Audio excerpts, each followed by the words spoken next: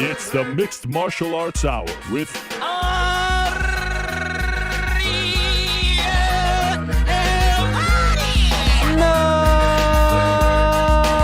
Martial Arts Hour is back in your life on this Wednesday, June 26, 2024. Hello again, everyone. I sure hope you're doing well. Welcome back to the program. It's a scorcher of a day here in New York City, and the vibes are only heating up as we approach International Fight Week as it commences. Some might say this is the final stop before we actually get into the International Fight Week festivities. They've got the media day later today. They've got the press conference tomorrow. You've got the Hall of Fame tomorrow as well. All kinds of activities in Las Vegas. PFL on Friday, Invicta on Friday as well, and then the big one, UFC 303, Alex Pereira against Jiří Procházka, 2 Saturday night at T-Mobile Arena. I'm in a particularly good mood today. Thank you for asking. Thank you for noticing. What an evening I had. Dropped off the kids at the bus earlier in the day. Some emotions. I was feeling a little down, feeling a little sad. All that stuff. It's only a month. It'll be okay. And then, I had some work to do. Bill Simmons pod, very nice, all that stuff. And then I lock in to watch Canada play Peru in Copa America. Jonathan David with the big goal. First win in a Copa America tournament. First win on a major stage like that in quite some time for Canada. So I'm feeling good. Feeling like the vibes are great going into today. And then I get out of the shower at around 10:30, and I check my phone, and no joke, 50 missed texts from the likes of New York Rick, from the likes of AK Lee, from the likes of Shaheen Al-Shadi. I mean, everyone's hitting me up, congratulating me on my beloved New York Knicks. I mean, just pulling off the deal of the century. The deal of the century, the heist of the century, acquiring Mikal Bridges from Brooklyn for 5 or 6 draft picks. Who cares? Bojan Bogdanovic, thank you very much for your service.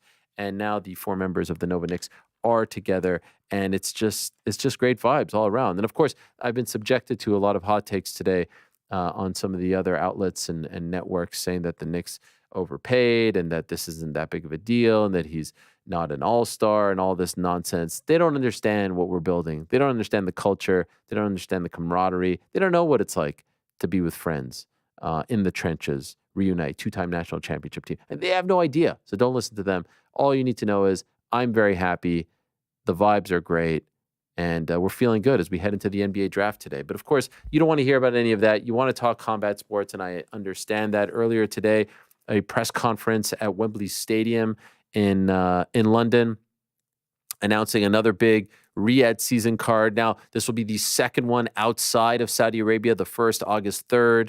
In Los Angeles. That's the Terrence Crawford card. And now they officially announced the worst kept secret in boxing, which is Anthony Joshua versus Daniel Dubois, a British belter, if you will, at Wembley. 90,000 plus people expected. AJ back at Wembley. I believe this is his 3rd time there. And it's for an IBF title. It's for the IBF title that Alexander Usyk vacated, and then they crowned Dubois champion just yesterday after, the win over Filip Hrgović. This to me is such BS. And I, me, I am not on the boxing is dead. Boxing is in trouble, or boxing is on its last legs and all this crap. I hate that crap. Boxing is having one of its best stretches in quite some time. But we just celebrated the fact that we finally had an undisputed heavyweight champion. And this had never happened before in the 4-belt era. And this happened on May 18th. And we actually thought that they would do this asinine move before the June 1st card. So they gave us a little bit of time. Well, thank you very much. They gave us a little bit of time. But now, all of a sudden, we know that we're getting the rematch December 21st, I believe it is, between Usyk and Fury. Can you not keep it for the undisputed belt?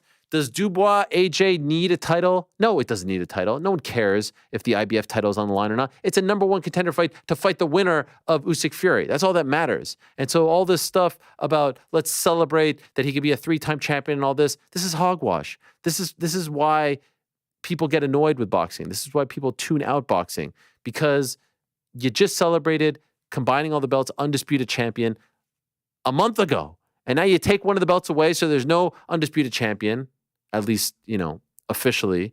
And then you give that belt to Dubois unceremoniously after he doesn't win. You might as well have done it before the Hrgovic fight so he could win and hold the belt. And now you say, oh, we're going to have a title fight at Wembley on September 21st. That fight is great. The whole card is great. Everything about it is great. I love it. I'm a huge Dubois fan. I was backing him when he lost to Joe Joyce and everyone called him a quitter, and he worked his way back up. Love the fight against Hrgovic. Love the fight against Jarrell Miller. He doesn't need the belt, and AJ doesn't need the belt. He's on this reclamation tour. It's weird. It's all weird. Why do they do this? Why do they do this? The damn politics of boxing drive me nuts sometimes. In any event, why am I going on that rant? Oh yeah, because they had the press conference today. They had the face-offs, and Eddie Hearn is going to join us at 7. And I will take these issues to him. I will bring them up to him. And don't tell me that this is the way it's done. This is the way the sanctioning bodies do things. Don't give me that. All right, you need to change. You need to evolve. All right. The 3-hour press conferences need to change. They need to evolve. All right. You guys need to spruce things up a little bit. Just because you did it this way for 80 years doesn't mean you need to do it this way for the next 80 years. All right. Look at all the stuff that's going on now. Entities coming together. That was never a thing. So why can't other elements of the sport evolve? Anyway, Eddie Hearn at 2:00. At 2:30, we'll be joined by Payton Talbott, who's fighting at UFC 303. He's got a new YouTube video out. The guy's an absolute stud. 8-0, 2-0 in the UFC. First time fighting outside of the Apex. And he's a gigantic favorite. I think he's like a minus 2,000 last I checked. He could end up being the biggest favorite ever in UFC history, which is wild. He's fighting a Frenchman named Yanis Ghemmouri. That's on the prelims of 303. Devin Haney is, in fact, I'm told, going to show up today. So he couldn't make it on Monday. Personal reasons. I totally understand. Looking forward to talking to him. And then Bobby Knuckles at 3:30. Robert Whittaker coming off the big win over Ikram Aliskerov. He's the man. Always great chatting with him. As always, we are presented by our good friends over at DraftKings Sportsbook. Of course, the official sports betting partner of the UFC. You know about them by now. Go to them for all your UFC 303 action this weekend and more on them later in the program. Also, shout out to our good friends over at BetterHelp. I'll tell you more about them later on in the show as well. But we like to shoot on Wednesdays, as you all know. And so without further ado, time now for everyone's favorite segment of the week. It is time. Yeah. It's time for a good old-fashioned Q&A, MMA fans. Ladies and gentlemen, the moment has arrived to hear from the man himself, Ariel Helwani. Live from the Box Studios in beautiful New York City, it's on the nose. A lot of questions today. I took a quick gander. Get out of your seats and on your feet because here he is, Ariel Helwani. Yeah. All right. Also do want to mention GC is still in Georgia and Frank is out today. And so it does feel like we are a couple men down as far as in the studio, but we've got Chris filling in very well. And we've got New York Rick here on a rare Wednesday. New York Rick, how are you enjoying your 2-time-a-week visit to the studio these days? Are you all out of sorts? Are you feeling like you wish you didn't sign up for this? For me, I'd be here every day. Oh, I'd be here Tuesday, Thursday, Friday if I could. But it's more out of fairness to my lovely and beautiful wife Holly. Okay. To make sure that the kids are accounted for. But I'm enjoying it. Come on, well, where else would I rather be? Is she? Yeah, she's wrangling 3 kids right now. Yeah, no. So I guess the question was like, is she mad at GC because if he was still here, this wouldn't be necessary? She's not. She's not cursing his name? No, not even a little bit. She's a big fan of GC.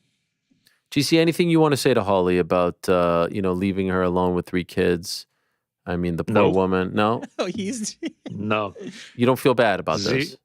not at all. Really? Wow. You couldn't even fake it. Nope, not faking it. Not here to do that.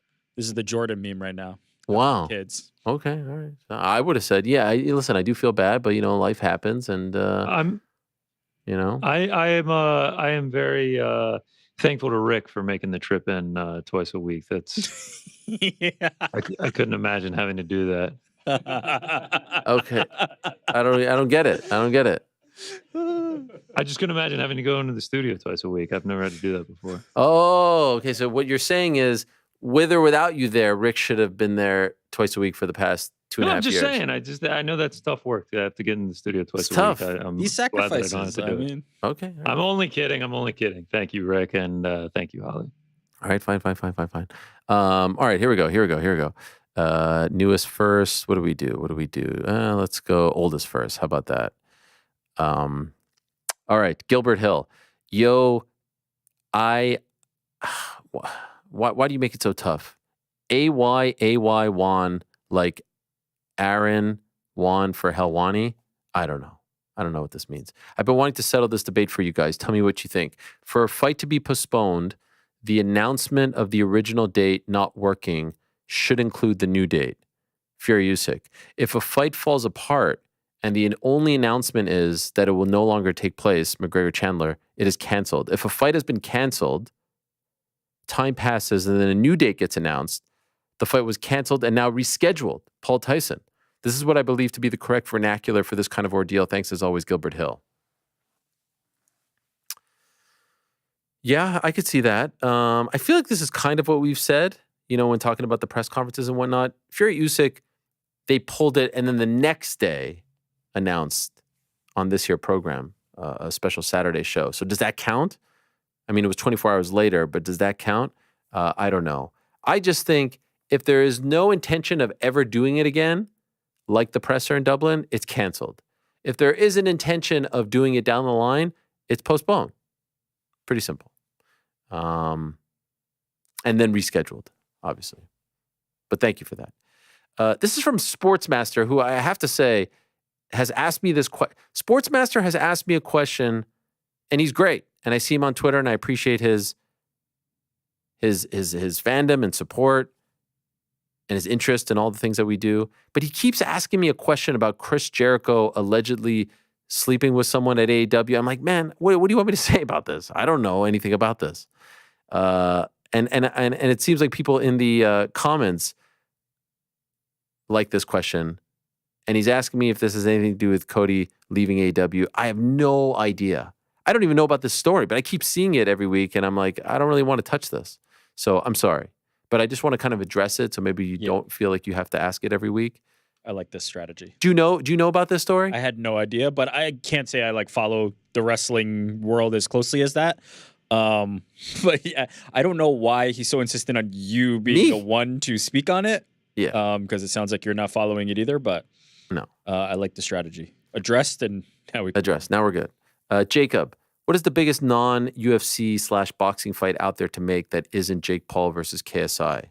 That can mean BKFC, Misfits, PFL, or anything else. If you ask me, it's Dylan Dennis versus Tyron Woodley in MMA and some promotion. You have to be kidding me. Are you shitting me right now?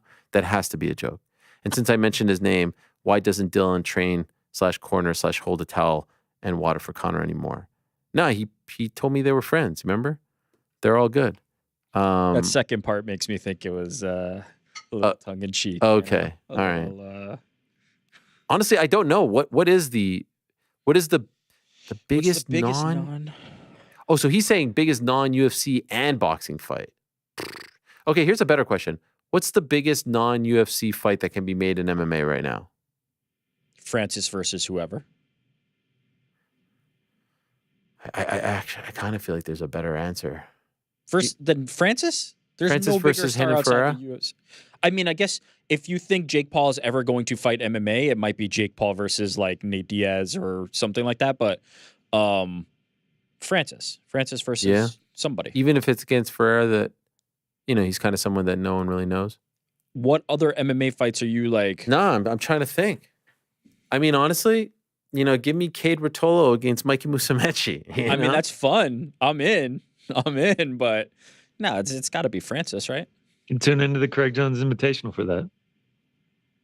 I know. Well, they're not competing against each other. Hey, shout out to Craig Jones. He got Mikey. Mikey a week ago telling me he's not going to be allowed, and then he's signing up. It seems like it's incredible, one man. has He's getting loosened everyone. the stipulations. Now he's picking them all up. Can I throw out an idea? In like 2 years, we talked about like Bo Nickel versus Hamza would be like this gigantic fight, America versus Russia. If you really want to cater to the high school kids, would Cade Rotolo against Payton Talbott be like the biggest fight possible for the the hot topic kids? Like the but skater kids? it's such a small audience. Like probably like the Gen Z kind of like TikTok generation, but like it's such a small audience. I think that it might not. That the return is not going to be there. It might be the coolest fight of all time. Those two guys. I was gonna say, yeah, that's the Spider-Man meme fight. Yeah, it's really remarkable. I know that Rotolo's 35 and Rotolo's 55 and Payton is 35, but like it's so crazy how they're so similar in a weird way, right? I don't know. I was just trying to think like what could be a big fight.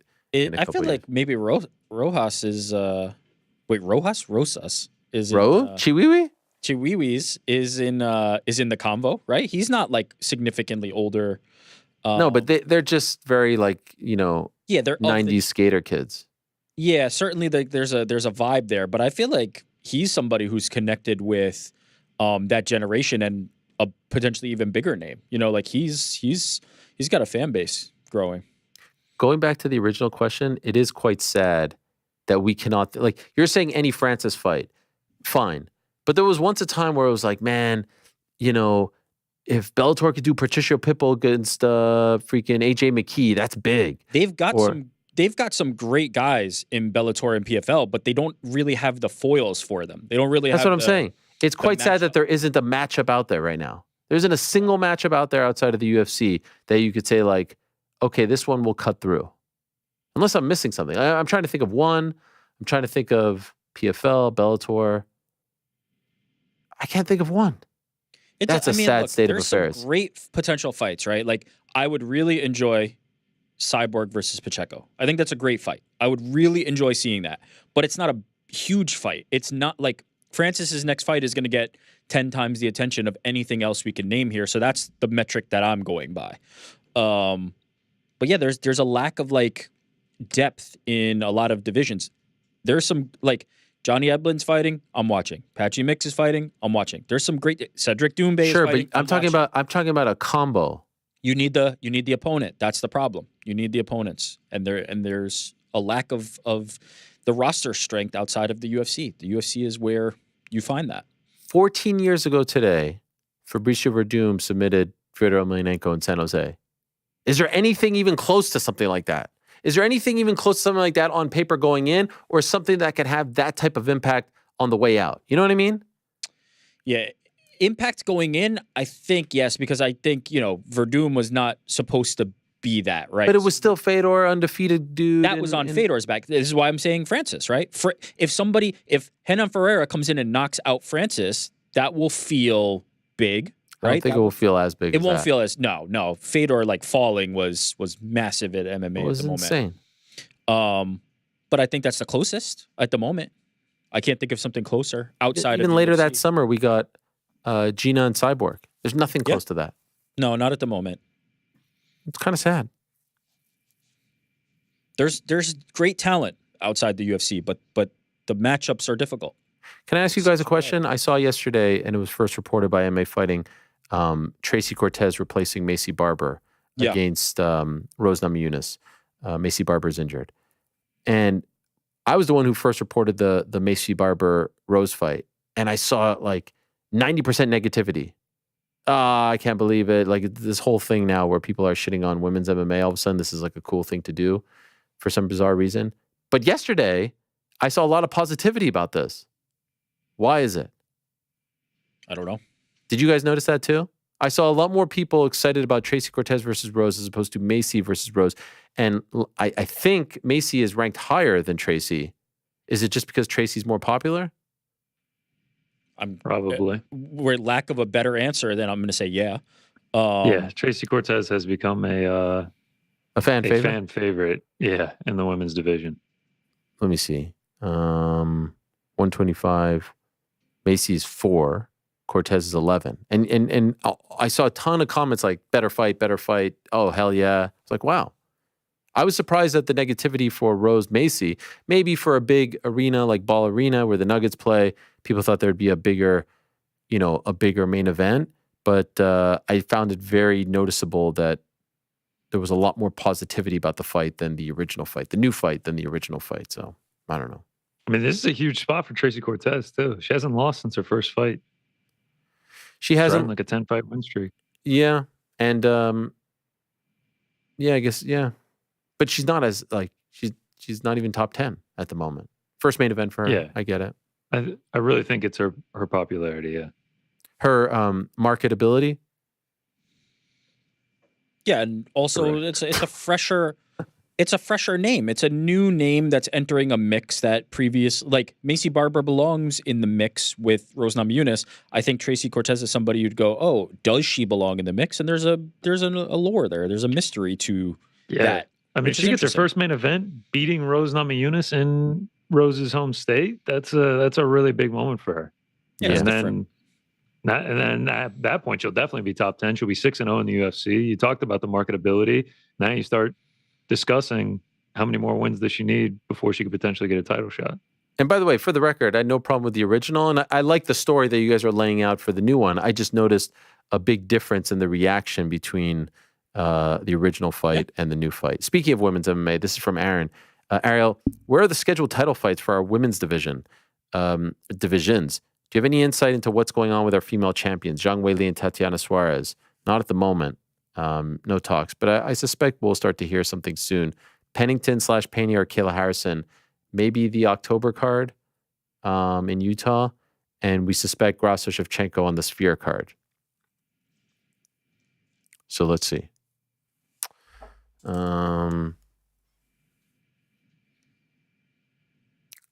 Cold Palmer. Wow. Shout out to Cole Palmer getting in. I suspect Gareth Southgate saw my tweet and he put him in finally. And very frustrating times for our England squad, huh, GC? I mean, what's going on? What's happening to these guys? It's a tough watch, man. It's really tough to sit there for 90 minutes and watch those guys. Like, there just seems to be no fire at all. Like, I think they had like 75% control, had 13 shots, and it never felt like any of them were even close to getting in. Obviously, they had the one, but it was offsides. It just feels like they are missing something. And now they've gotten set up by winning the group. All of the powerhouses are on the other side of the bracket. They have this very winnable draw to get to the final, but I have no faith in them after watching their 3 group stage games. It's worrying for sure. Not even scoring goals. Dude, it's not like it's 2-2 draws. It's 0-0. Yes, I think it was they scored 3 total goals between them and their opponents in the 3 group stage games. Like, just snoozers. No, like, it doesn't feel like I know Cole Palmer got in and they made some halftime adjustments, but it feels like Southgate just isn't really doing anything to light a fire. I've been waiting for the game where they pop off, and now we're in the elimination stage. You don't really have any room for that. Remember this in a little over a month's time, because what is this team, right? They're a collection of incredible talent, right? They're so talented. Everyone that touches the ball, you're just like, oh, this guy is unbelievable. How are they not better than this? Remember this when you're watching an incredible collection of men's basketball players from the U.S. take the floor in France. Oh. Remember this. And then compare it to the team that's been together for years from the North. Just remember this. Remember. This is a preview of what's to come. Because Team USA basketball typically has struggles on winning gold medals. Just remember this. They're just like England. England's never won the Euros. Team USA has never won the gold medal. My favorite part, though, of England is as soon as the game goes final, Arnold Allen tweets, it's coming home. It's just like, keep the faith, baby. Keep the faith. I love it. It's so good. Anyway, here's Cold Palmer. Hi, Ariel. I'm sure you've seen the reaction that people have had to the DDP Izzy fight, with people calling it the most undeserving title shot ever. Even more than the Colby and Cheeto fights, since at least they were coming off wins. I know you have a good relationship with Izzy, Tim Simpson, etc., but can I get your objective opinion on this? Izzy already got his free title rematch versus Pereira.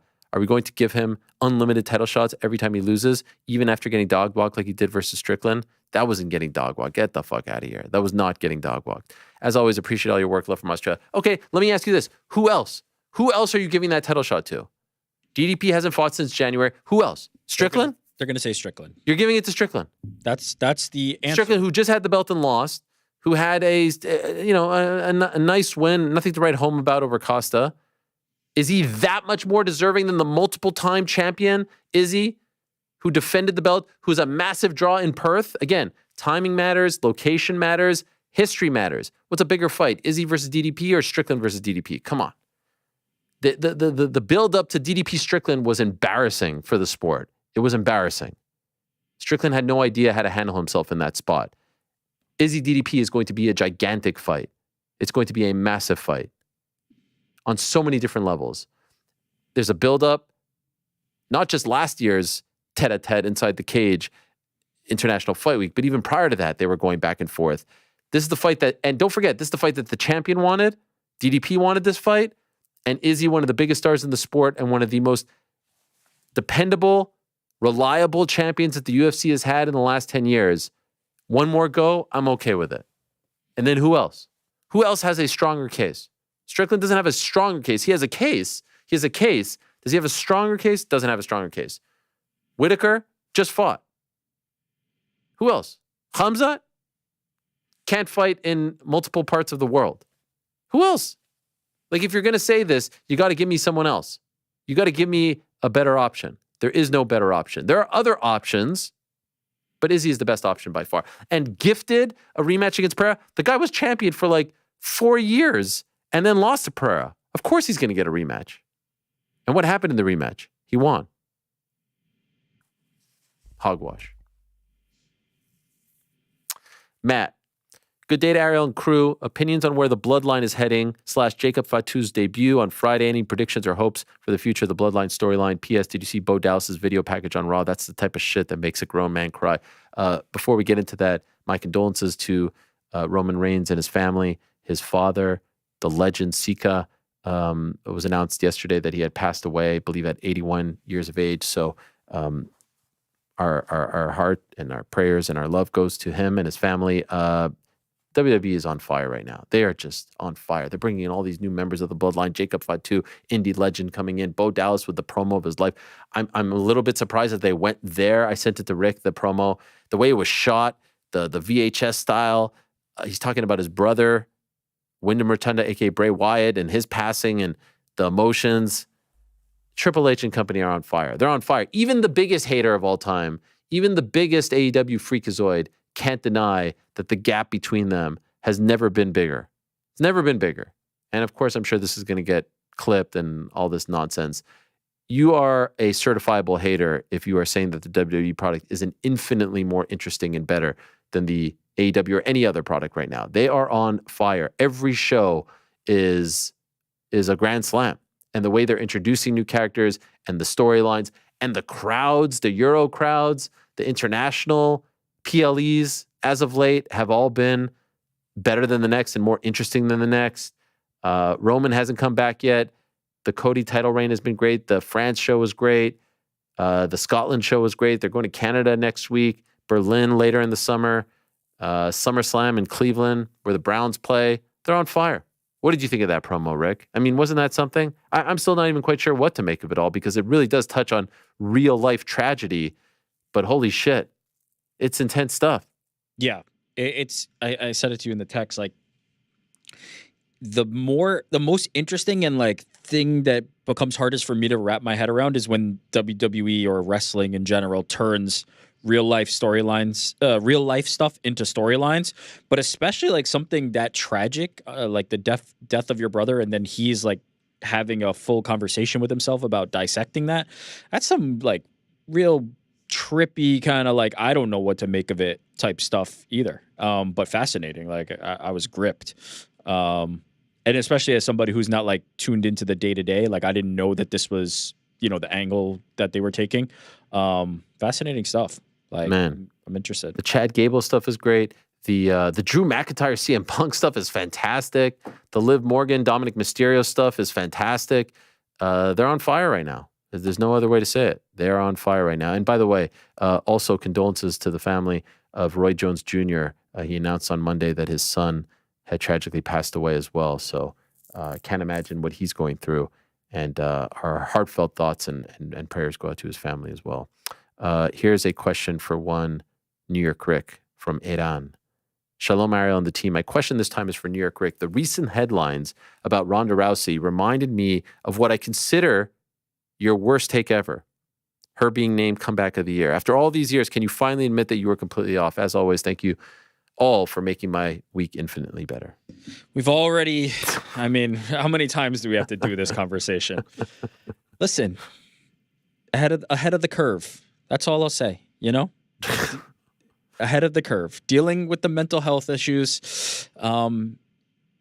It was the right thing then, it's the right thing now. I will never back down from that position. Okay. And by the way, I mean, my Ronda takes have evolved and they continue to be correct that like she hasn't gotten a fair shake from MMA fans. I know that that's unpopular and I know everybody thinks she's quote unquote done it to herself and all this, but I think she's unfairly judged. That's my opinion and I still stand by it. All right. There you have it. Israel D, hello from Idaho. Thoughts on our good friend Chael Sonnen insinuating last week that Conor was in rehab while doing his show with DC. Which show? They have a show? What's that? Where's the show air? Anyway, thank you as always, Israel D. He also insinuated that you are playing along as to why the fight isn't really happening. I mean, I don't know. I listen, I don't hope that Chael is right because I don't want to hear of anyone in rehab unless you like desperately need it and God bless. If this was just another like, hey, Chael is just kind of, I'm not shocked that he said that. That's him and we all love him and it's just his sort of brand of commentary. I do hope that the good people at ESPN who used to put me through the fucking ringer on certain things. I mean, Rick, Gina Carano was on our show and talked about the time that she got an errant text message from Dana White talking shit about her story. She said that she got the text. She read it. And she's telling the story. And before they would agree to clip it off, they made me reach out to the UFC to verify that this happened. They made me reach out to the UFC to verify for this happened. And then they decided to not air the replay on TV the next day. But this is okay? I guess different rules for different people, but that is, I just hope for Chael's sake that there is accuracy to this. I have not heard this. We saw Conor last week at the Bellator show, unless he got a 1-day pass. We saw the pictures. Doesn't look like he's a guy in rehab, but what do I know? Joshua, Ariel, with Dana possibly suggesting August or September not on the cards for McGregor Chandler. He didn't quite say that. He said, what did he say? He said he's only thinking about this. He's only thinking about this once like he's 100% cleared. And so I think what the play would be is wait till he gets 100% cleared.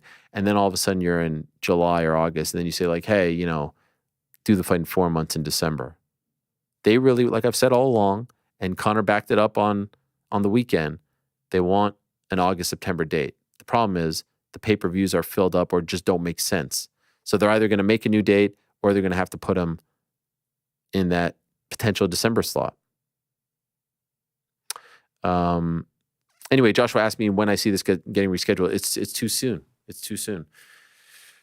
It's a tug of war right now. It's a tug of war right now, and it's just too soon. So if I say anything, it would just not be 100% accurate. Also curious on your thoughts on T-City suggesting a move to 55 after 303. I don't hate it. He's right. There is a backlog at 45. He doesn't have a gazillion years left. Go for it. I don't hate it. I don't hate it at all. Now, what's going to be interesting is, he was talking about a move to 55.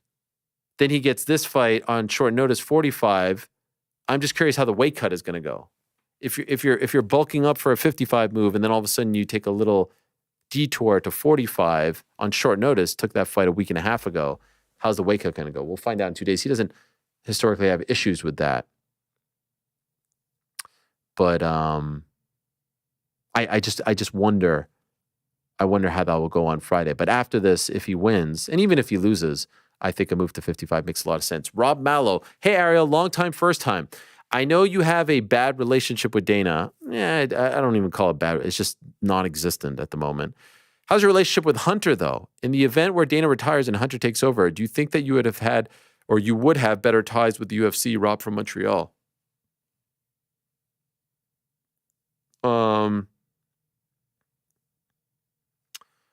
I've never met Hunter Campbell. I've had a conversation via text with him once when he got hired. He reached out to me after I reported him getting hired by the UFC, but that's the only time we've ever talked. I've heard that he doesn't think badly of me, that he doesn't talk shit about me or anything like that. In the past, when I was at ESPN and in Vegas, I did reach out to try to meet, but I didn't hear anything back. And I've given him compliments here. I think he's an important part of the company and an integral part of the company. And most of the people that I speak to, the managers and fighters, all really seem to enjoy working with him and feel like he is fair. And like I said, he's not emotional. He doesn't get personal. He doesn't get too fiery. He's a good yin to Dana's yang, if you will. But I don't have a relationship with him because I've never met him in person and we've never had a conversation. We might have talked for a second on the phone there, and that I might be. It's been a while. It was like 2018 or 19 max, maybe even 17. Now that I think of it, somewhere in that range. But no issues here, and I have no idea what would happen if Dana left. Who knows?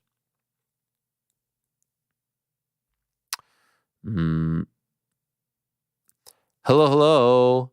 From Hello. Conor recently tweeted that Chandler's making 10 times his current contract's purse for that fight, and that's why he's willing to keep waiting. Think it's even close to that much of a pay increase for the fight, or could he really have made more 2 to 3 times? I don't think it's 10 times, but there is a Conor clause, and he does get paid more to fight Conor McGregor.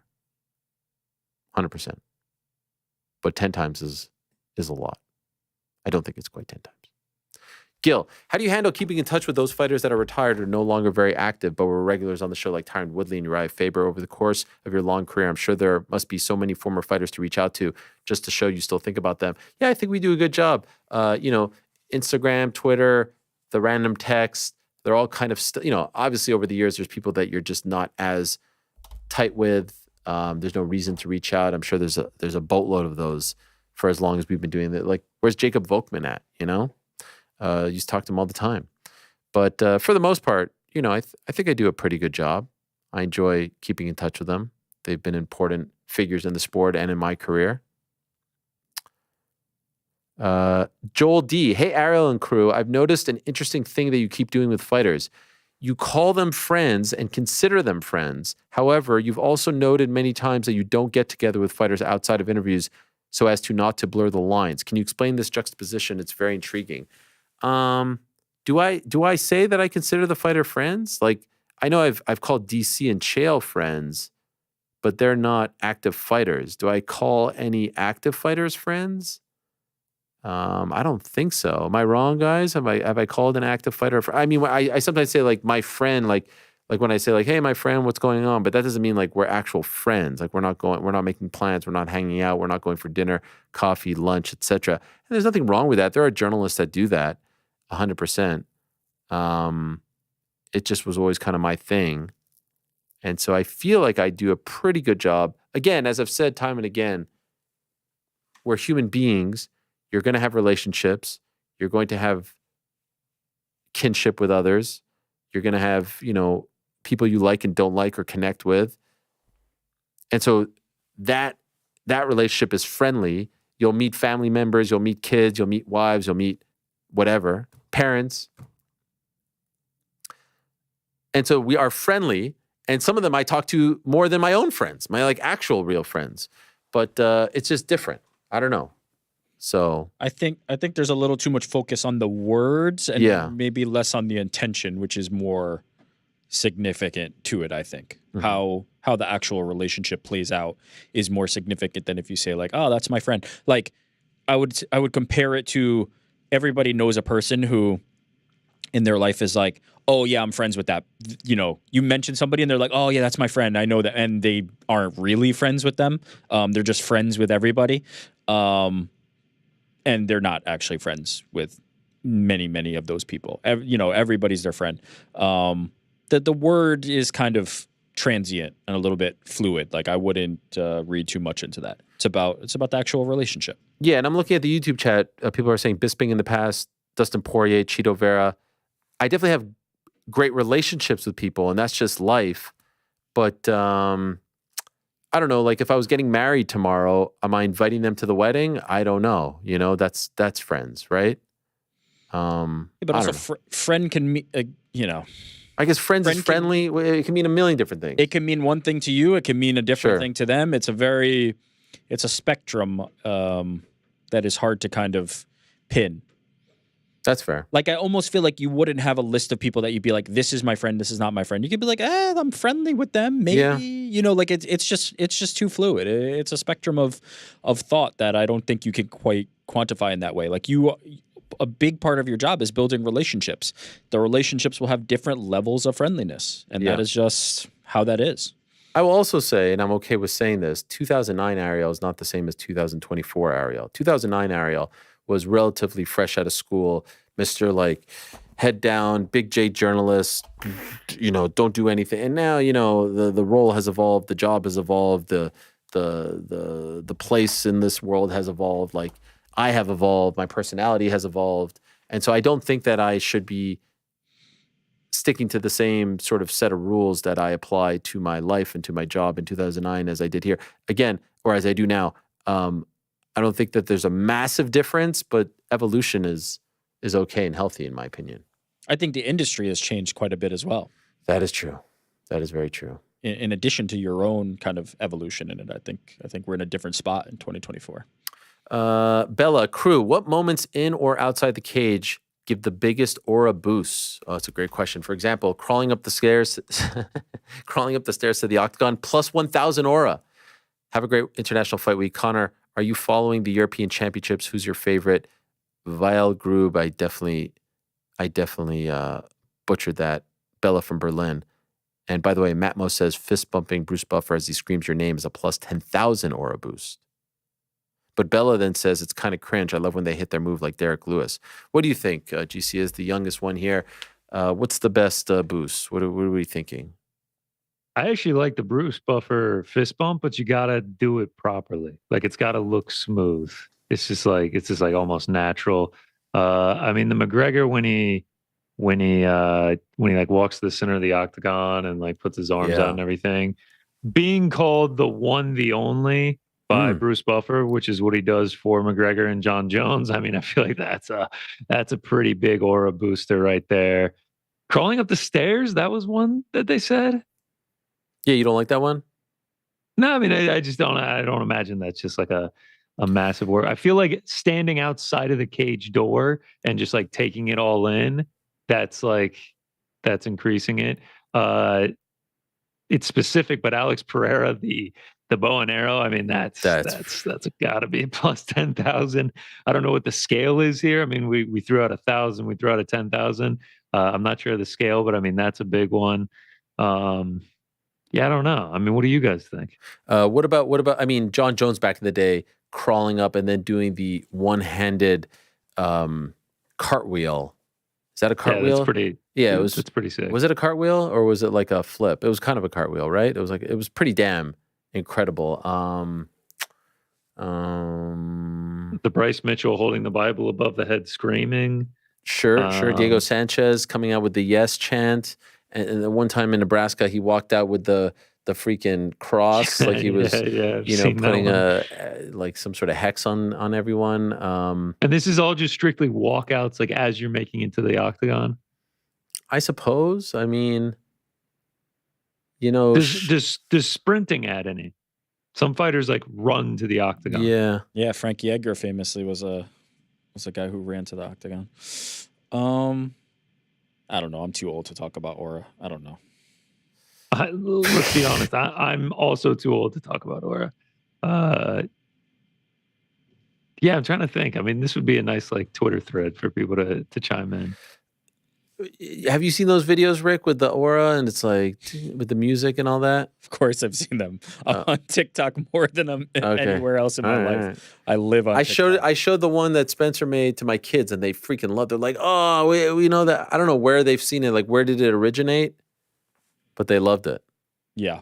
Where did it originate? Everything originates on TikTok. No, but like, who did it first? Oh, yeah, that I don't know. So some of these things don't have, well, they do have, you can trace them back, but most of the time they become just kind of like an unwieldy thing where nobody knows where the origin is. Okay. Yeah, I have no thoughts or comment on this. I'm not the right demo. You're more of a boomer type. I'm much closer to a boomer than somebody who could tell you what gives you positive aura. Well, speak for 100%. yourself, okay? Well, honestly, I mean, it's just talking about positive aura is just like doing something cool. Yeah, but I don't know what's cool. That's the problem. Nah. Okay. You're crazy. Patrick McCrae, favorite segment of the week. 2 quick questions. Ariel, do you ever get any feedback from the UFC regarding all the times you are positive about them and how well they're doing? No.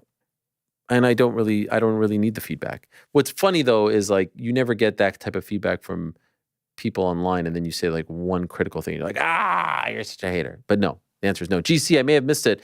How long are you going to be remote for, GC? That's the $1 million question right here.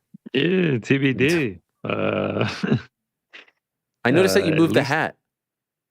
Yeah, we actually had we now have an arm here. So Oh, this is the arm.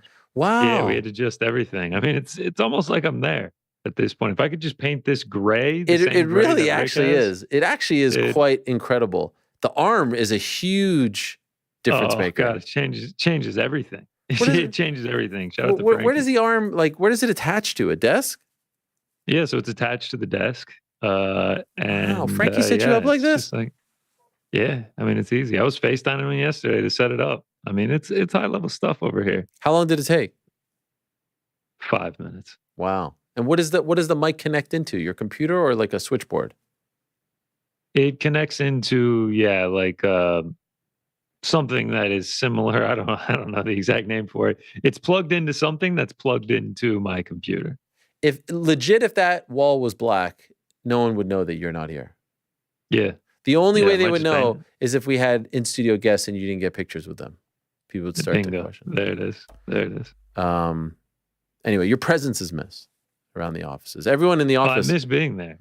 Everyone in the cubicles are asking about you. The Q fields are just like, yo, where's he at? Where's old CB? Where's GC at, man? Yeah, I'm sure there's just a clamoring around the office, the happy hours after the show. Oh, yeah. Especially on Wednesdays. The lunches, the dinners, the team meetings. I'm sure everyone's just dying for me to be there. Adriano, hello, Ariel. Why is McGregor Chandler not possible for the Abu Dhabi card? If Saudis can put on fights with the biggest names in boxing and have an audience, why couldn't Abu Dhabi do the same? Etihad holds 18,000. Isn't that similar to T-Mobile? Apologies if it's a stupid question. I get that Vegas is the fight capital of the world, yada, yada, yada.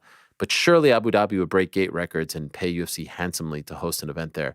I don't know if they would break a $20 million gate. I'm sure they would pay top dollar, but I think putting a McGregor fight in Vegas is where you can command the most amount of money. Speaking of the Abu Dhabi card, some news yesterday, Arman Sarukian getting his 9-month suspension for throwing a punch at the fan who flipped him the bird. If he does this PSA, which his manager, Danny Rubenstein, has told us that he will do the anti-bullying PSA, it will get reduced to a 6-month suspension, and that's retroactive to when he fought at UFC 300. So it would come to a close October 12th. The pay-per-view in Abu Dhabi is scheduled, I do believe, October 26th. So it all works out, and that's no coincidence. They had to fight for that. The original thinking was a 9-month suspension without a reduction of any kind, which is completely absurd that they were thinking of suspending him for the same amount as they suspended Igor Severino, who bit his opponent. I know that fighters can't go around punching people, but A, it is important to note it didn't land. And B, it's important to note that he was provoked. And C, he didn't bite his opponent in the cage. And D, why does Nevada get the $25,000? That's absurd to me. Like, that money should go to charity. That money should go to, I don't know, an anti-bullying campaign. Like, why does Nevada get that money? It's absurd. Anyway, no harm, no foul, because it doesn't affect his title fight, which is scheduled for October 26th, or at least that's the plan. It's not a done deal just yet. But to me, the two crimes don't match. You guys agree with me? Severino biting his opponent is way worse than what Tsarukyan did. Agreed. Yeah, I think so too. And then the 25K. It's like, what? Nevada gets 25K for that? That's almost as bad as Golden Boy getting $1 million from Ryan Garcia for no reason. I'm also just like the dude flipped them. Like the dude was provoking him, and we're just like acting like he flew off the handle. Like I believe I saw, and this is me now doing this off the top of my head. Going back in time, I believe somebody had contacted the fan, and I wish I could give credit, but I don't remember who it was. And they just said like, yeah, I'm not even thinking about this anymore. Like, I did something silly. Sorry. And so like, let's let this lie. Like it's not a big deal. It's a win-win for us though, because he'll still get to have a title fight in October potentially, and we'll get a great bullying PSA from Arman Tsarukyan. I wonder if it'll be made public. I feel like it has to. PSA, public service announcement. You got to make it public. I need that. Yeah, I will be watching for sure. Yeah, you're right. I wonder if it's just for like the enjoyment of the 5 people in Nevada. Like, all right, he looks sincere. Get the 25K and they get the PSA. No, we at least have to get the PSA. That's fair. That's fair. They're strong arming him. Great. They are bullying him. They are strong arming him into making a promo about anti-bullying for a thing where this has nothing to do with bullying. Like, why is he doing an anti-bullying promo? What does this have to do with bullying? The fan bullied and provoked Arman into doing this. It's going to be great. What if the fan is in the bullying PSA? It's all nonsense. By the way, someone in the YouTube chat saying, what if he would have connected? He could have gone sued. Well, guess what? He didn't connect. He didn't, and the guy said, no, he's not. But like the fact that he didn't connect is a very important detail. I know what they're trying to do. They don't want fighters going around trying to punch fans. I get that. But he didn't connect. And on the same day, you give the other guy a 9-month suspension, same amount, for biting. That's pretty damn bad. I don't know. I guess in their mind, throwing a punch at the innocent bystander fans, not so innocent, but you get the point, is worse than doing something to an actual combatant. I think that is the logic behind it. The 25K annoys me. But why do they get that money?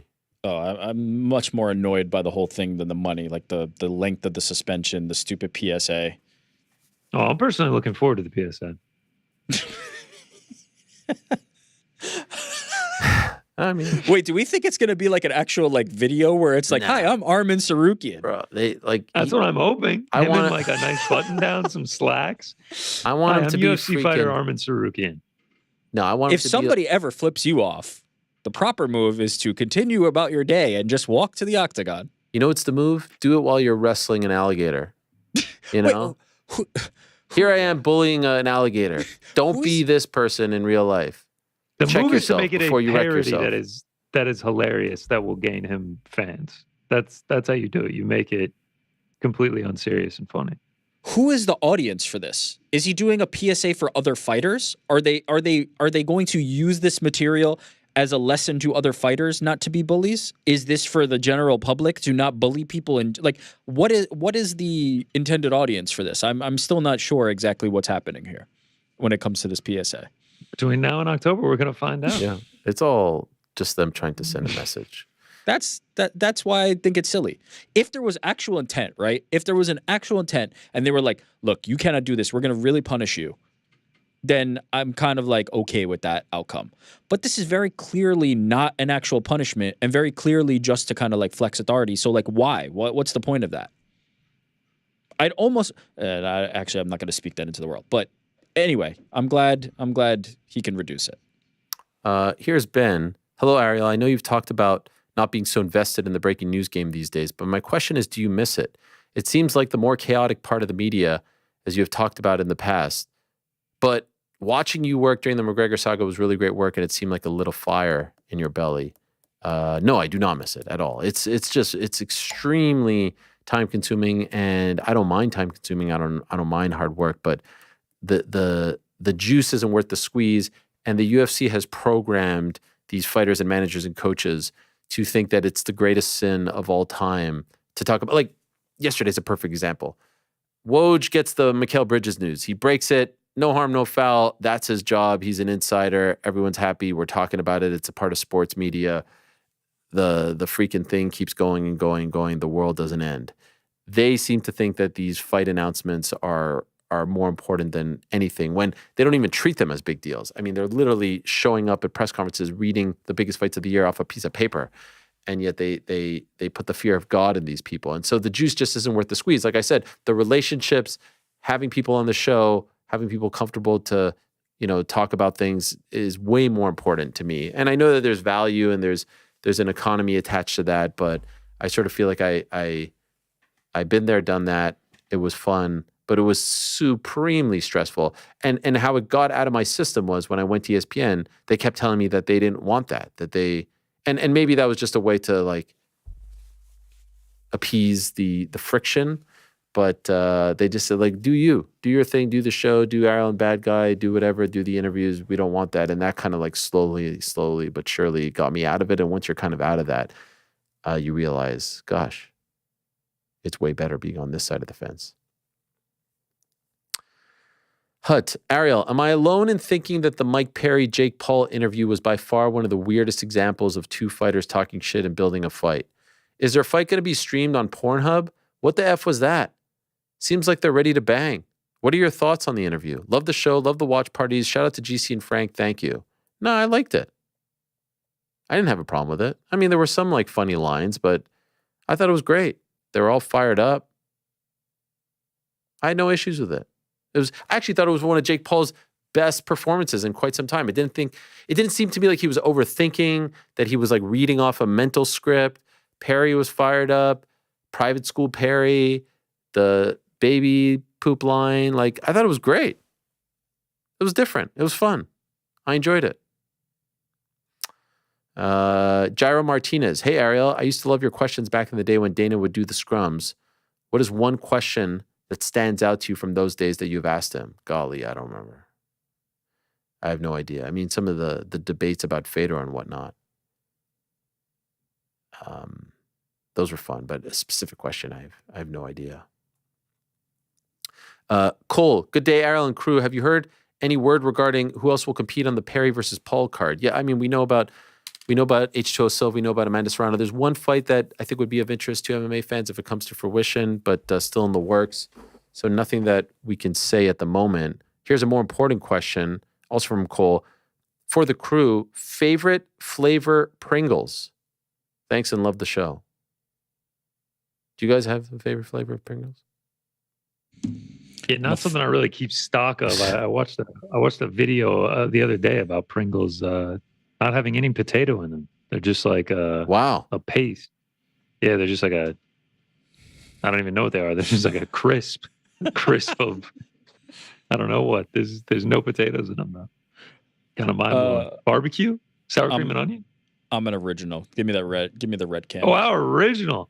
Wow, there's all kinds of weird flavors now. Pizza and like sour cream and onion. Pizza's interesting. The pizza's fun. Sour cream and onion's great. Y'all ever make the duck? The duck lips? Of course. Classic. I'm a simple when it comes to all chips. I don't like cheesy chips. I don't like sour cream chips. Salt and vinegar is as far as I'll go, but otherwise original. So, bro, have you ever had ketchup chips? I have, and I don't like them. That's classic. Yeah, I'm not a huge ketchup guy. If I'm going salt and vinegar, it needs to be like the kettle. It needs to be like extra crunchy. I don't know why. But yeah, Pringles. I'm going sour cream and onion. It's the aftertaste is just too extreme. It's very salty. Of sour cream and onion. I just feel like I just feel like I feel it right here for days. By the way, breaking news. For days, wow. I don't know if we have the breaking. Dun, dun, dun. Wow, Chris. What do we need Frank for? And the breaking news is that Frank has just texted us all dressed. Yes. He just texted us all. He's still, Frank, we love you. He's watching. We love you, Frank. We love you. We miss you. Our guy, Frankie. I mean, sure, there's been a few comments about how great of a job Chris is doing. And it's like, But I didn't say any of that. And we wish the best to you and the family. Yeah. And we hope everyone's doing well.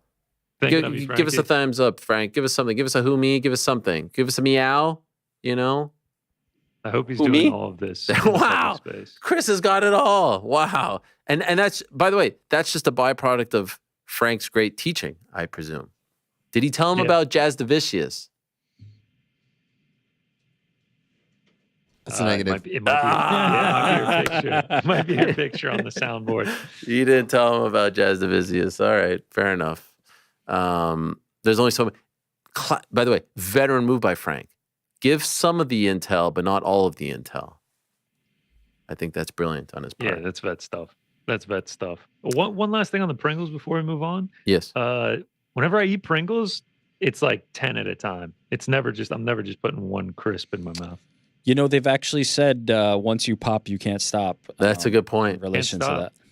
Also, I think the video that I watched is fake news because ingredient number 1 on the back of a Pringles can that I'm looking at right now is dried potatoes. So I got duped. I got duped by the internet. I tell my kids this all the time. Swindled. They tell me stuff and they're like, "Where'd you get this from? Fake YouTube?" news. Well, It's fake news. I got swindled. gets all of us. Here's one more. Unless we have our guest, do we have our guest? Okay. Dubinsky, hi Ariel and crew. I'm going to Vegas for my first ever international fight week. Dubinsky has been to more international fight weeks than GC. This is crazy. Well, he hasn't yet. Oh yeah. After this week, let's he see. will have. Let's see. He Yeah, will yeah. have. Yeah, I mean, will I ever make an international fight week? Remains to be seen. We don't know. No one knows. TBD. I am super stoked to hopefully meet some of the fighters. I remember you reading or teasing us about potentially doing a live show in Vegas. Any chances you're still considering this? Either way, I appreciate you and the crew's hard work. No live show. There was some talk, but the plug was pulled. Sorry. David, but enjoy, my friend. It's going to be a great time. Okay, one last one. David, hello, Ariel and team. People's main event is Gary versus Page with Page's age and with a big finish. Does he leapfrog the guys in front of him to fight Edwards if he wins? Bring back the VVIPs. Go Bills, David. No, but it'll be maybe like 1, max 2 more away from that. All right. Thank you very much to everyone who sent in questions. Tremendous stuff. Now let's get into the conversations. As I said at the top of the show, massive announcement earlier today in London at Wembley. It is, in fact, going to be Anthony Joshua versus Daniel Dubois on September 21st, the first Riyadh season Wembley edition, the first outside of Saudi Arabia Riyadh season show will take place August 3rd. In Los Angeles. This will be the second one, and it will be an all-British main event for the IBF heavyweight title. Dubois crowned yesterday as champion, going up against AJ back at Wembley. Great scenes. Here's the head of Matchroom, Eddie Hearn. It's been so long since we talked to him, and he's joining us via the car. Wow, this is a rare move, Eddie. You couldn't be bothered to go into a room, a studio, anything like that. Listen, this is a show of appreciation, Ariel. Oh, thank you. You honestly think that having been at Wembley the entire day, that I would just like choose to randomly pull over for 20 minutes to have a conversation with you on some side street? This is called dedication, appreciation for your show. And we've had a great day, as you said, Riyadh season, coming to London, which is, strange in itself, but it's a privilege to be involved in a massive card. And of course, AJ, an opportunity to become a 3-time world champion. Okay, well, first off, to your earlier point, do appreciate it. I'm sure you were sort of cursing out me and Fred for booking this after a long day. You're like, for fuck's sake, why do I have to talk to this guy? So thank you. I appreciate it. Seemed like a good idea at the time. At the time, yeah. Quite painful. Yeah, no, I understand that. I have an issue that I'd like to bring up to you. So I went on a bit of a rant at the beginning of the show, and I don't want to hide from it. I love this fight. I love Daniel Dubois, and I love the fact that people are counting him out after he lost to Joe Joyce in this sort of like reclamation project that he's been on, and as of late, he's looked great. I have great affinity for AJ, despite the fact that you were trying to create a wedge between us with the whole Francis thing. I love what he's been doing. I think the IBF thing is kind of silly. I think that we were told for months that it was going to be an undisputed fight. We're getting a rematch to take that belt away. This fight doesn't need that belt. This fight doesn't need it, in my opinion. No, well, it does for us, but this is where your lack of knowledge. Oh, here we go. Of the boxing industry. No, but I don't mean that in a condescending way, because people fight and getting themselves in a position for a mandatory title, right? So the thing is, I really get your argument, but the problem is you can't ignore when mandatories are due. And if you have a fighter that has been working away, winning eliminators after eliminators, waiting once, then being asked to wait twice. So the IBF position, we all knew going into the Hrgovic-Dubois fight that the winner of that fight must fight Usyk next with no exceptions. This isn't like a new rule that's just been sprung on people. And I get that sometimes people in boxing can sometimes think, it doesn't make sense. But actually, the IBF do a stellar job in enforcing mandatories. They've fought for the undisputed title. Of course, in an ideal world, you'd have one champion in every division. But the mandatory has been overdue now for probably close to a year. Daniel Dubois won that fight. When he won that fight, he knew that he would be interim champion and Alexander Usyk would have to fight him next or vacate the title. So, there has to be rules. And sometimes the problem in boxing is there aren't always rules. This is actually an occasion where the governing body have followed the rules and thus the title become vacant. I don't like that. Well, the fact that Daniel Dubois has been elevated to world champion, I don't actually like that. However, in the rules, an interim champion is immediately elevated once a title becomes vacant, right? But I like it for AJ because I want him to be a champion. All of his other belts have been won off champions. So I get your point. I refuse to acknowledge it, of course. But on this occasion, the IBF have... Oh, don't get upset, Ariel. No, I'm not upset. I'm listening to what do you mean? That was a sarcastic comment. You're supposed to get a little smile from you. No, You didn't look very happy. Anyway, no, they're following their rules, which I think is important.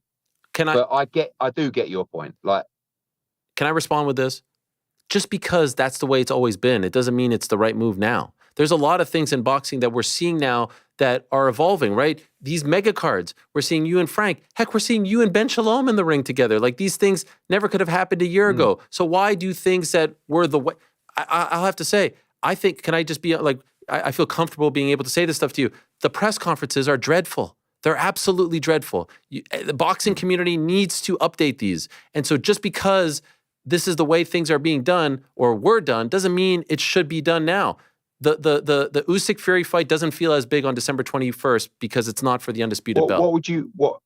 No, I disagree on that. But what would you change about the press conferences? Oh, they're absolutely dreadful. The long talking at the beginning, going down the line. The fact that AJ is the last person to speak, he's the star of the show. He's the A-side. He should be the first person to speak.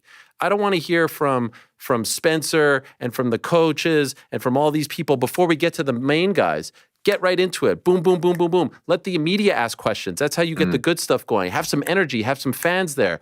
It needs to be updated. And I'm saying this out of a place of love. I love this stuff. I agree. I actually had the conversation about an hour ago that things need to freshen up on a number of different areas. They're too long. Can I say this?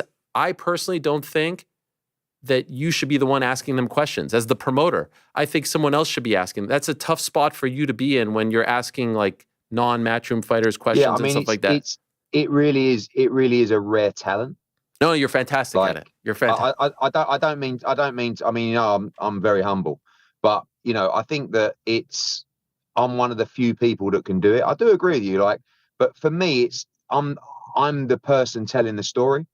It's my show. I'm selling it to you. So I like the idea of the fans asking questions, media asking questions from the floor. I think that's something that we're definitely going to work with. But I also like your concept of going straight to the nitty gritty. Right to it. Because sometimes when I'm leading the press conference, I'm going through every fight on the undercard, and then you're right. Eventually, we get to the main event. So you could take that one. Definitely taken on board. Free of charge. I mean, I thought this was an interview. I didn't know it would be a sort of consultancy.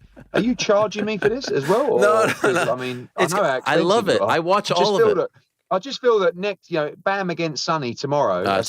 Bam against Estrada fight tomorrow as we head off to Phoenix. I'm going to change his press conference around. You're going to come all across social media claiming that you've completely changed the face of boxing promotion. What are we doing? And send me an invoice. No. But are you going to change it? Why don't you do this? Start it off. I will. Okay, you're going to start with them and then open it to the press. Well, do you know what I do in America, which is a bit different? Okay. I have a couple of press conferences. So I'll have an undercard press conference. Like it. And then we'll go in. Like one of the problems was today, it was all one. So, yeah. But I don't think there's a proven formula, but we have to keep evolving. So, thank you. No problem. No, I think that's very important. And to that point, taking the belt away from the undisputed champion, just to say that there's a title fight. And I hope you understand the fight is great. In fact, I would like to be there. I would like to be at Wembley. If you could put in a good word with the good folks at DAZN, I would like to be at my first Wembley show. I think this fight is so great. It doesn't need a title. That's what I'm trying to say. It's that great. It's an unbelievable compliment that I'm paying to the fight. But just so you know, this wasn't a group of people working together to get a title on the line. It was just that the rules basically meant that Dubois would become champion if Usyk didn't fight him. So, like, that's important to know as well. Rules have been followed rather than a manufactured belt. That's not the case. Fair enough. And I appreciate that. Could I ask, how many people do you expect? How many people? Is it like 100,000? Wow, 100,000, legit. I mean, this is our fourth show. Obviously, this is a Riyadh season event, but this is the fourth time we've been involved promotionally in a show at Wembley. We did Froch Groves, was the first ever one, 80,000. Joshua Klitschko, 90,000. 80,000 for Povetkin Joshua. And now I'm expecting His Excellency to push for 100,000 for Wembley. I mean, the card is unbelievable. There's fights on that card that would headline a main event on their own. And it's just 5 brilliant fights. Joshua Dubois sells it out anyway on its own. You know that His Excellency has got plans for music acts, etc. You know, I mean, we got Riyadh season Los Angeles coming up August 3rd. We've got Eminem, crazy, right, performing like 3 or 4 tracks. So when he said to me that I'm going to bring Riyadh season to Wembley, I was like, what do you mean? I mean, Riyadh season is in Riyadh, and he stuck to his word. And what he's produced is an incredible moment. I mean, he's a massive boxing fan, and the events in Riyadh are incredible. But I will say, he will stand around September 21st and look around him and think to himself, wow, because I've done it before, and it's just the most incredible spectacle. Was there any talk of Lee Wood, Josh Warrington on this card instead of Warrington Kakachi? No, because Kakachi is with Frank Warren, and they wanted him to fight on this card. We did actually talk about Lee Wood, but one of the issues with Lee Wood is that Ben Davison is his trainer, and that fight is deep on the card, and Ben doesn't really want any other fights on that card with AJ being main event, which is quite standard practice. They like the Josh Warrington fight. He's got a massive following here, and to be fair, Josh has accepted 4 offers that I've given him for different fights that have all failed to materialize. So he's fighting to become a 2-division, 3-time world champion. It's another great fight. So over the weekend, we saw you and Ben in the ring together, and then I saw him on the dais today. So what's the dynamic been like between you two? I think this is the first time that he's involved in a Riyadh card. Yeah, we've tried to make like 4 or 5. I think he had Martin Bacoli on before or something, but we tried to make 4 or 5 fights with Boxer in the past, and they haven't materialized. And we won that purse bid for Denny against Cash, and thankfully he kept him in the fight. They won at the weekend, and they hit the jackpot. Like, one fight on our show, the main event, and now then gets a massive offer to fight on Riyadh season. And I said to him the other day, you've got to roll the dice a little bit more. Don't worry about the fights on this network and we're developing him. Let's just make the fights. Some you win, some you lose, but the opportunities. Look, Tyler Denny won. He's getting, 5, 6, 7 times what he made on Saturday. So good luck to him. And I think it's important. I think the great thing about these cards is that myself, Frank and George at Queensbury, and Spencer Brown, we put all these fights together, or give His Excellency all the options of what's available in the market. But we don't just put our fights in, we put loads of different fights in. And His Excellency is the creator and the director of these shows. And he doesn't have an affiliation with a promotional company. He couldn't care less who's with who. He just wants to make the best fights. And that's why you see on all these cards so many different promoters. Because he's not coming to me and saying, right, you put a card on. He's not saying to Frank, you put a card on. He's just saying to us 3, like, tell me the great fights to make. And he gets a list, and he knows what he's talking about. I mean, he's very, very knowledgeable about the fights to make. And as you're seeing from these cards, August 3rd, September 21st, they're incredible. Did you and Ben have a chance to speak, off camera in the arena, just to sort of break bread, so to speak? No, just said after, I said, look, let's do more. Yeah. Like, you can win these fights, you know what I mean? Like, a lot of the fights that he's pulled out of in the past, they might have won. Yeah. And I just think, look, we've learned through the Queensberry relationship that the business is healthier, the sport is more intriguing, there are more opportunities for the fighters, the more everybody works together. So hopefully that will twist his arm to do more, because we've got loads of fights that we want to make with multiple promotional companies. And so there was a fight on that card this past weekend that you ended up pulling because there was some sort of like betting irregularities that popped up. Mm-hmm. Could you tell me like how you caught wind of that and where that stands? What do you think happened? And have you ever had, have you ever been forced to do that before? Yeah, no, honestly, that like in 15 years of promoting, I've never had this happen to me before. Never heard of it, never experienced it. And I was made aware probably at like 3-4 p.m. on a Saturday that conversations had taken place for a fighter, no point beating around the bush, to effectively throw a fight. Wow.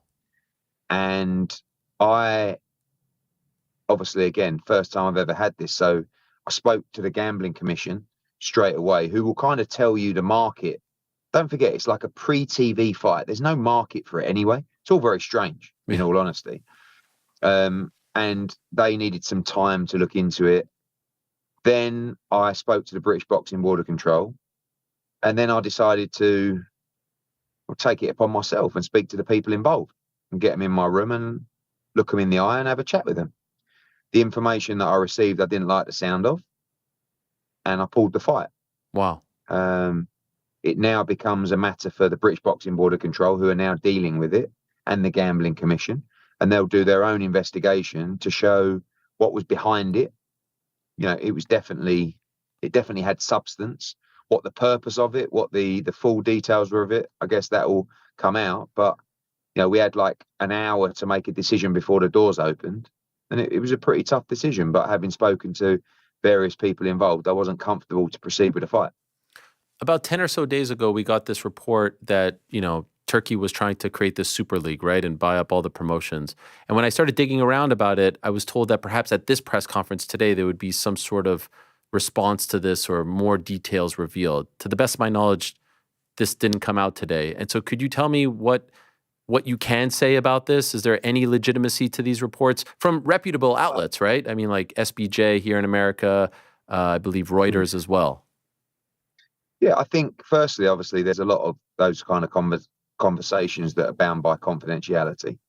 I think the best thing to say is that some of what was reported had substance. Some of what was reported didn't. I think that His Excellency's plans for the sport are incredibly exciting, incredibly ambitious, and also very smart. I think he sees a world where boxing can come together to make the best fights more consistently, which would be tremendous news for the sport and for fight fans. There's a lot of work that has to go into something like this. But if anyone's capable of doing it, I think it's His Excellency and Saudi Arabia. So, yeah, I can't, how big my mouth is, but I think it would be unwise of me to comment too much, only that I am open to all conversations that benefit the sport, the fighters, the fans, and our company. For the right price, are you open to selling Matchroom? I mean, look, we just did a recent investment deal, so we're never looking to sell. We will float the business, in the next 3 to 5 years. We're a family company, we've just recently, as I said, done an investment deal, which was very much against the grain for myself and my father. But we also understand we're expanding and growing at a rapid rate. And if there's, for me, it's not just about the money, it's about the strategy, and it's about the opportunity, and it's about the fun. If there's something if there's an opportunity to create history and legacy in the sport and really change the face of it and have fun week in, week out, then, I'm all ears. But also love what we do. I mean, look, last week we're in Birmingham and we had the press conference at Wembley today for a huge event in front of 100,000. I'm flying to Phoenix tomorrow for Bam against Estrada. Then I'm back for Johnny Fisher at the Copper Bosch, 8,000 in there. And then off to see Jaron Ennis, 15,000 at Philadelphia. So life is good. Business is great, but always open to evolve and look for opportunity. The investment deal that you're talking about, could you tell us about that? Who was that with and what percentage of the company?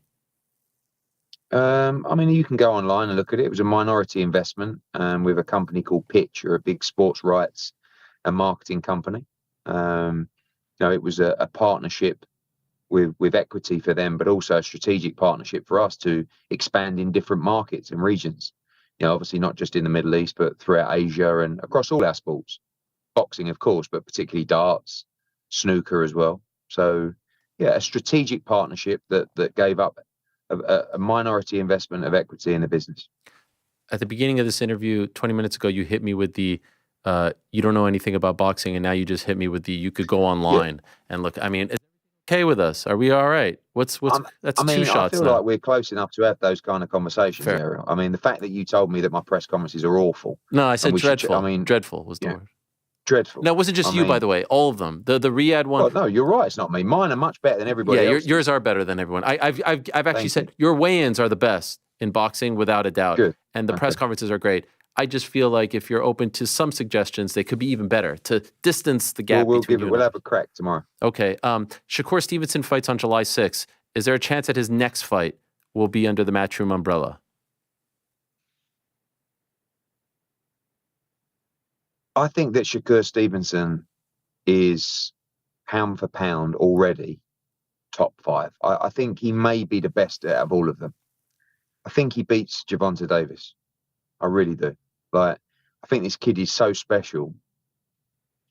I just don't know. He's like, the problem is with Bob and Top Rank, right? Once he gets a sniff that you're not willing to lock up for him for 3 or 5 years, he just he dismisses you. So they're just not pushing Shakur Stevenson. And why should they, with all due respect? I mean, the guy's coming out and basically saying, after this fight, I'm off. So why are you going to really push him with the same kind of oomph that you would if you knew he was locked in, and passionate about your company? So I get it all. But I look at this kid, and I think this is a problem with American boxing. This is a young man, right, who talks well, looks good. He should be a national star. He's a brilliant multi-division world champion. He may be the best at 135, but for some reason, and I don't get it. You look at Jaron Ennis. People say, I think Jaron Ennis again, pound for pound, top 5, and I'm like, this kid is a superstar. And he doesn't sell. Jaron Ennis has got no profile. I sign the guy. We go to Wells Fargo in Philadelphia. We're going to do 15,000 for his defense there. No one tries. It's really weird what goes on over there. It's almost like they don't want them to become too big. I mean, look at Teofimo Lopez.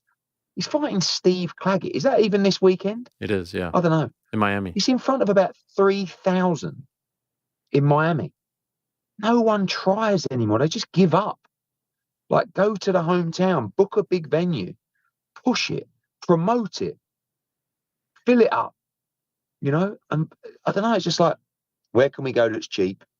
Where can we go that's low cost on production? Where can we go that we know we'll fill up? Look, when we went to Chase with Haney, 15,000 for the Prograis fight, 15,000 for Jaron Ennis, 10,000 this weekend. We're in Phoenix. We've got one guy from San Antonio, one guy from Hermosillo. I mean, you've got to try and, people tune in and watch these things. If you're in a little arena with a couple of thousand people, how's that telling the audience that this kid's a superstar? So back to the original, is there a chance he signs with you? Are you talking to him? Can you talk to him? We're going to talk, for sure. Well, once he becomes available to talk, I would love a conversation with him.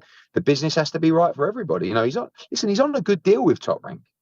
But the problem is, When you're not pushing him, when you're not promoting him, don't expect to sell the tickets. Don't expect to hit the numbers, you know? So it's got to work both ways. Have you and Devin spoken offline? You had your comments last week. He had some comments as well. He's coming up in about 30 minutes, by the way. If there's anything you want me to relay, I'm happy to if you haven't spoken.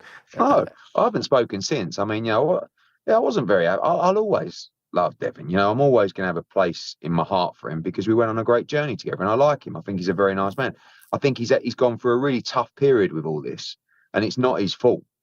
You know, I mean, he's unbelievably getting criticised when a guy took performance-enhancing drugs, had it in his system, won the fight. And I read some of the comments about Ryan. It's like, oh, Ryan, this is terrible for you. Like, I've half given up with it, to be honest with you. But Devin is the one that people should be feeling sorry for because he went through a very tough fight that could have really had a real physical effect on him. And this ain't a game. It's not a joke. You've got someone with that in their system. Whether he meant to take it or not, it was in there. And, you know, now Devin is back undefeated. I had a conversation with his lawyer the night before the purse bid, and I said, I'd like to make the unification fight with Liam Paro. You know, let me know if that's possible with the WBC. Come back and we'll talk about the purse bid maybe. And they never called me back. He's not under contract with me. You know, he doesn't want to do a long-term deal with a promoter. I guess he just maybe thought we were going to bid, but he's got his own promotional company, Devin Haney Promotions. You know, they love to have a logo on the poster, but they don't want to lose any money. And the reason they didn't bid is because they didn't want to lose any money. So it's all irrelevant now because he's basically vacated the title. He's gone into recess, which means he'll look at other opportunities. And I would like to make the Liam Paro fight in Australia. Oh, wow. So Liam versus Devin. I think so. You know, Devin's been out there twice. He beat Kambosos twice in Australia. You know, the government there love to support big fights. It's a homecoming fight for Liam Paro. So there's an opportunity for Devin, but you know, I don't think he wants to fight till the back end of the year. You know, he's had a rough time, and he'll be back. He's a tremendous fighter and a good young man. But I think he's really had a lot to deal with, I think. Okay, two last quick ones. Jake Paul, Mike Perry. You think Mike pulls it off? You think Mike? Are you familiar with Platinum Perry? I've never seen Mike Perry fight. Isn't he a welterweight or something? Well, he fought in the UFC at 170, but in bare knuckle, he's fought at 185, and this is a cruiserweight fight. And what's the fight at? Cruiserweight. 200 pounds. Yes. He's got absolutely no chance. I mean, but he's a bare knuckle champion. He's the face of bare knuckle. Come on. Have you seen this guy bare knuckle? Ariel, this is you told me Francis Ngannou was going to beat Anthony Joshua. And I just said Stop falling in love. Stop falling in love with your UFC fighters and let you know. But look, I don't know Mike Perry, but I know apparently he's a tough man. Obviously, he is a tough man. Yeah. So I wish him all the best. I actually bumped into Jake in Puerto Rico. It's quite funny. Oh. I was having dinner in the hotel that I was staying at. Is actually where he lives on the resort. And I was just having dinner and I felt a tap on my shoulder and I turned around. It was Jake. Wow. So how'd that go? Yeah. It was all right. He seemed quite pleasant. Just had a little chat. Said, you're welcome to the show tomorrow. And that was it, really. So the hatchet's been buried? I mean, we still got issues. Oh, okay. But I'm always open for a chat. Was there any part of you that was feeling some kind of FOMO or not jealousy? Like when you saw Turkey and Dana very chummy over the past week, did you feel like, No, I've been there. It's good to see, you know, like, I've been in that house. I've been in that environment. It's a special, like, it's a wild experience. It really is. You know, I've been at dinners with His Excellency where sat next to me was Evander Holyfield there, AJ there, Duran there, Lennox Lewis there, Larry Holmes over there, Buffer, Ariel. I mean, it's just every time I go to Riyadh, it's just the most amazing experience, you know. And yeah, it's great times. Great times. You know, I'm just enjoying life. I'm, like I said, Bam against Estrada this weekend. Can't wait. And yeah, may the good times continue to roll, my friend. Amen. And good luck to England on Sunday. I know it's stressful times, but I liked what you had to say about getting behind the boys, the positivity. I saw that today. I just don't understand it. It's like, you know, there can be no good come from negativity and criticism, like of your national team. Like, you don't understand the positivity and the wave of support, how much that can lift people to perform. Like, and if that comes from your nation, like we won the group stages, right? We won the whole thing. We performed really poorly, really. I mean, not awful, but like nowhere near to our potential. But we won the group. And on Sunday, we got our knockout stage, right? So I said to, my interview today, we've got 3 days. Rally as a country. Let's get behind. Let's get really excited for Sunday. Let's light up a barbecue, right? And say, do you know what? We haven't played very well, but I bet we perform and we get it right in the knockout stages. Let's get behind the captain, get behind the manager, get behind the whole nation. And by the way, if we lose, we can have a good moaner, and we will. But until that point, like, I hate negativity. I hate glass half empty. What if we get it right in the knockout stages? What if we go on a run? What if we do it? What if we win the Euros? Not, oh, well, we ain't going to do that, are we? Who says? Shut up with your negativity. Yeah. Let's give it everything. I love it. I love that we can apply that to our daily lives as well. UFC 303 is this weekend, but I will be watching Estrada Bam as well. But more importantly, I can't wait for the presser tomorrow. That's must-see TV to see the changes. I'm under a lot of pressure now. I want to see those changes. Implement them and give me a shout out, all right? Thank you so much, Eddie. I'll do my best. Congrats on getting the big fight, September 21st. Appreciate it. Take care. There he is, Eddie Hearn joining us. We got a lot of things done there. I thought we accomplished a lot. We spoke about a lot. We addressed a lot. We didn't quite get to the dress, the wardrobe, if you will. But I think we accomplished a lot. And, not a lot of people would feel comfortable saying those things. And not a lot of people would take them as well as him. But I think we did big things there. So looking forward to seeing those changes implemented. Tremendous stuff. All right. Let us move along now and say hello to our next guest. He is competing at UFC 303. I was on the Bill Simmons podcast yesterday. Great podcast. And we were kind of wrapping things up. And I was like, Bill, you got to see Payton Talbott. This guy is the future. He puts out the best YouTube videos. He's a gigantic favorite, like a minus 2,000 or something like that. He's fighting in his first non-Apex UFC card. This is big business right here. And so I suspect he is going to prove me right on Saturday, and we want to check in with him prior to his first massive card in the UFC. He is kind enough to join us here now. Hello, Payton. How are you? I'm good. How are you doing? I'm doing really well. So I have to say this to you and to the audience as well. Last night before I went to bed, I checked out your YouTube channel because I was like, okay, let's see what's been posted since the last time we spoke. And there wasn't anything in the last few days. There was like one 50-second video, which I liked. And then this morning, I wake up to a text with a new video, but I actually thought it was from a friend of mine, but it was actually from you just dropping the video in there. But now you know how I really feel about you because I didn't talk shit about you and I didn't unsend the text. I said, what did I say? I said, I love this guy or something like that. And then I had to explain why I spoke to you in the third person. Yeah. You said something really nice, so I appreciated that. I also saw that clip on the Bill podcast. Somebody sent it to me, so thank you for that, Ariel. That's very nice of you. Of course. And I hope that, I come across as very smart on Saturday. Did you know that you're such a massive favorite? And I think by the time the fight happens, you might actually end up being the biggest favorite ever in UFC history. Did you know about this?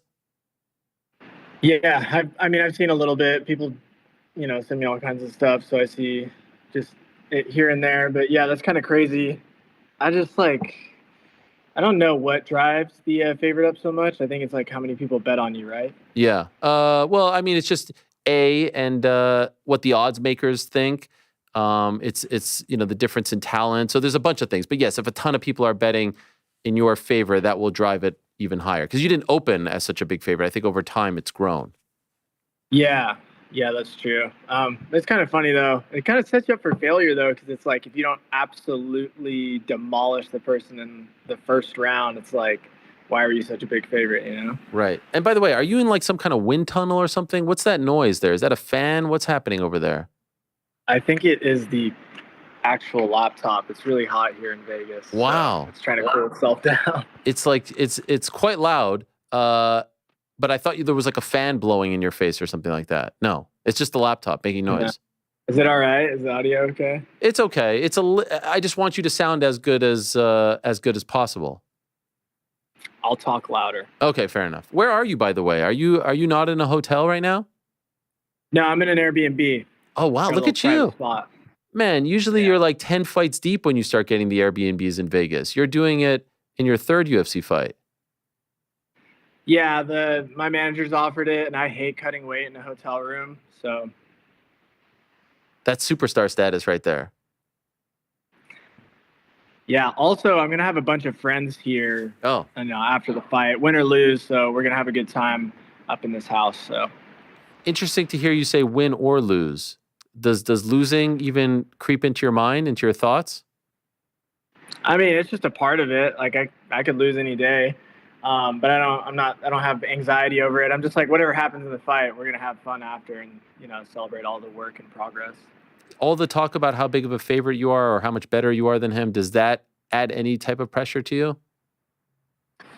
Not really, but it is one of those things where it's like, you're expected to absolutely like outclass the guy and demolish the dude, and if you don't, I think you remember in my debut fight, I was like a 900 favorite, and I didn't finish until the third round, and you could see how much the betting line swayed. Okay. Does the first round thing bother you at all? No, not anymore. I think I have it figured out because last fight I did pretty well in the first round, and that's just something that I've been training a lot throughout these camps, is just starting fast and showing up ready to go. Okay. The newest video that you dropped that's on your YouTube channel, which is an incredible watch once again. In the middle of the video, around the 12-minute mark, you actually like start talking to your opponent, and there's English subtitles on the screen, but there's a French voice that is speaking directly to him. It's almost like you are trying to tell him exactly what the game plan should be. You're telling him how he should attack you, and just to make sure that nothing is lost in translation, there's a French-speaking woman that translated all of this. That's on. Why do you do this? Why do you feel the need to do this? You say to him, you know that I know you're watching this, and so here it is. Why do you feel the need to do this? Well, I figured somebody would send it to him, especially if it was in his language. And I don't think he speaks very good English because of the way his last fight got stopped. I don't think he understood the ref. But I don't know. It's just a way for me to have fun, and I want him to do as well as he possibly can against me. I want to fight the best version of him and still prevail. So that's just me saying like, hey, dude, you want to beat me? This is the way to do it, and I hope you try as hard as you can. Wow. Now, how did you get that person to translate it, like the voiceover? Is that a computer thing, or do you have to actually get someone to do it? Yeah, I just translated it on my computer. Wow. That video is like 20 minutes long with so many edits. How long does that take, soup to nuts? That took a long time. Between me and my editor, it was like probably 2 weeks, a little over 2 weeks. And like the last couple days, just like total crunch time all day. And the production value with like the cameras and like even like you're opening up a box and then you cut to the vantage point from inside the box. I mean, this isn't just like your typical rinky-dink embedded video. Like there's some high production value here. Yeah, we're trying to outdo UFC embedded. I think you've done that already. But yeah, thank you. I appreciate it. We put a lot of thought and a lot of just like intention into it. So I'm glad it's appreciated. What does the title mean? Oh, that's it means like when your blood clots up and like creates like a blockage. It's just like a blood clot. Okay. And how do you pronounce it? Stagnation of blood. Cruor. Okay. And what is that? Why did you choose that for the title of the video? I don't know. So they just come to me. I don't really think of them too hard, but that it kind of just like goes along with the intro and all of the imagery we used of just all the blood and the fight scenes. There were a lot of comments so far on the page saying like this feels like one long video of Payton trying to get injured before the fight, doing all kinds of crazy things. Why are you doing that to yourself before the fight? I didn't see that. Are they really saying that? Yeah. It seemed like you're putting yourself in some tough spots. I mean, I was just about to ask you about the Tony Hawk thing, but like there you are with Tony Hawk and you're falling all over the place. You could get really hurt. Yeah. I don't care. This is my life. I'm going to live it how I want. And I've gone through my entire MMA career doing stuff like this, and I've never pulled out of a fight due to an injury, although I've gotten kind of close. Oh. I feel like it just helps my game out. It helps me diversify my brain. It helps me stay young and like enjoy training because I spread my time through all these different things. And I don't know, if you can do all these activities and not get hurt, it's, going to be a lot easier in the cage when somebody's trying to hurt you. How did the Tony Hawk meeting come about? He actually initiated that. So he wanted to do a media piece during 303 week, but it was going to be super busy. So they're like, let's just fly him out to your warehouse and then you guys can skate. And it's far enough out from the fight to where we don't have to worry too much. And yeah. Wait, so Tony Hawk reached out to you? Yeah, he reached out to the UFC and then they reached out to me. About you specifically? No, not me specifically, but yes, about me specifically, just not to me. Yes. But I mean, that's, you know who Tony Hawk is, right? I do. That's one person I really know. So that's a huge. I was very hyped about that. When you found out, like when you got the call about that, what was your reaction? Well, it was just a maybe at first, and I was like, yeah, dude, I would be down. But I guess they pitched it as a maybe, as in like I would turn it down because I'm close to my fight and I don't want to skateboard. And I was like, fuck that. Like, of course I'm going to skateboard with Tony Hawk. I don't care if it's a week out. Yeah. You know? And what was it like? Being around him, hanging with him, skating with him? It was really cool. It was funny because he really reminded me of my uncle, who's kind of like a strange guy. So it felt like I was hanging out with him and just like one of my homies. He's just like a really cool, welcoming dude, soft-spoken, and just very like normal. And like it's really hard, I'll say, to give a skater advice without saying like condescending if you're like skating with him. But the way he did it was just like so, I don't know, just like not forced at all, and it wasn't egotistical. And I'm sure he has a lot of practice, but he gave me plenty of pointers, and I appreciated all of it. And is he a huge MMA fan? I mean, the fact that he knows you relatively young in your career would suggest he follows the sport rather closely. Yeah, he's starting to get more into it because I guess his son competes in jiu-jitsu. Oh, wow. Yeah, so he also pushed for it because I have a mutual friend with his son. And I guess we just know each other through mutual friends, but we never met. So he's getting into it more because of him. When stuff like that happens and you're going home and you're just kind of digesting it all, does it hit you that like there you are, like you're with the GOAT of skateboarding, the Michael Jordan of skateboarding, whatever you want to call him, like, holy shit, man, like look at all the things that are happening to your life over the past year. Yeah, I think it hit me when I was like going through all the footage and I saw the video of him following me and like taking a video of me doing like a board slide, but he was hitting me with a follow cam. And I was like, I looked at it and I was like, damn, that's Tony Hawk like following me doing a skate trick with filming on his iPhone. That's so crazy. In terms of like celebrity meetings that you can experience, would he be number one on the list? Like for a skater, I would imagine he'd be number one. But for you, if we would have talked a few months ago, who would be the top guy or woman that you would want to meet?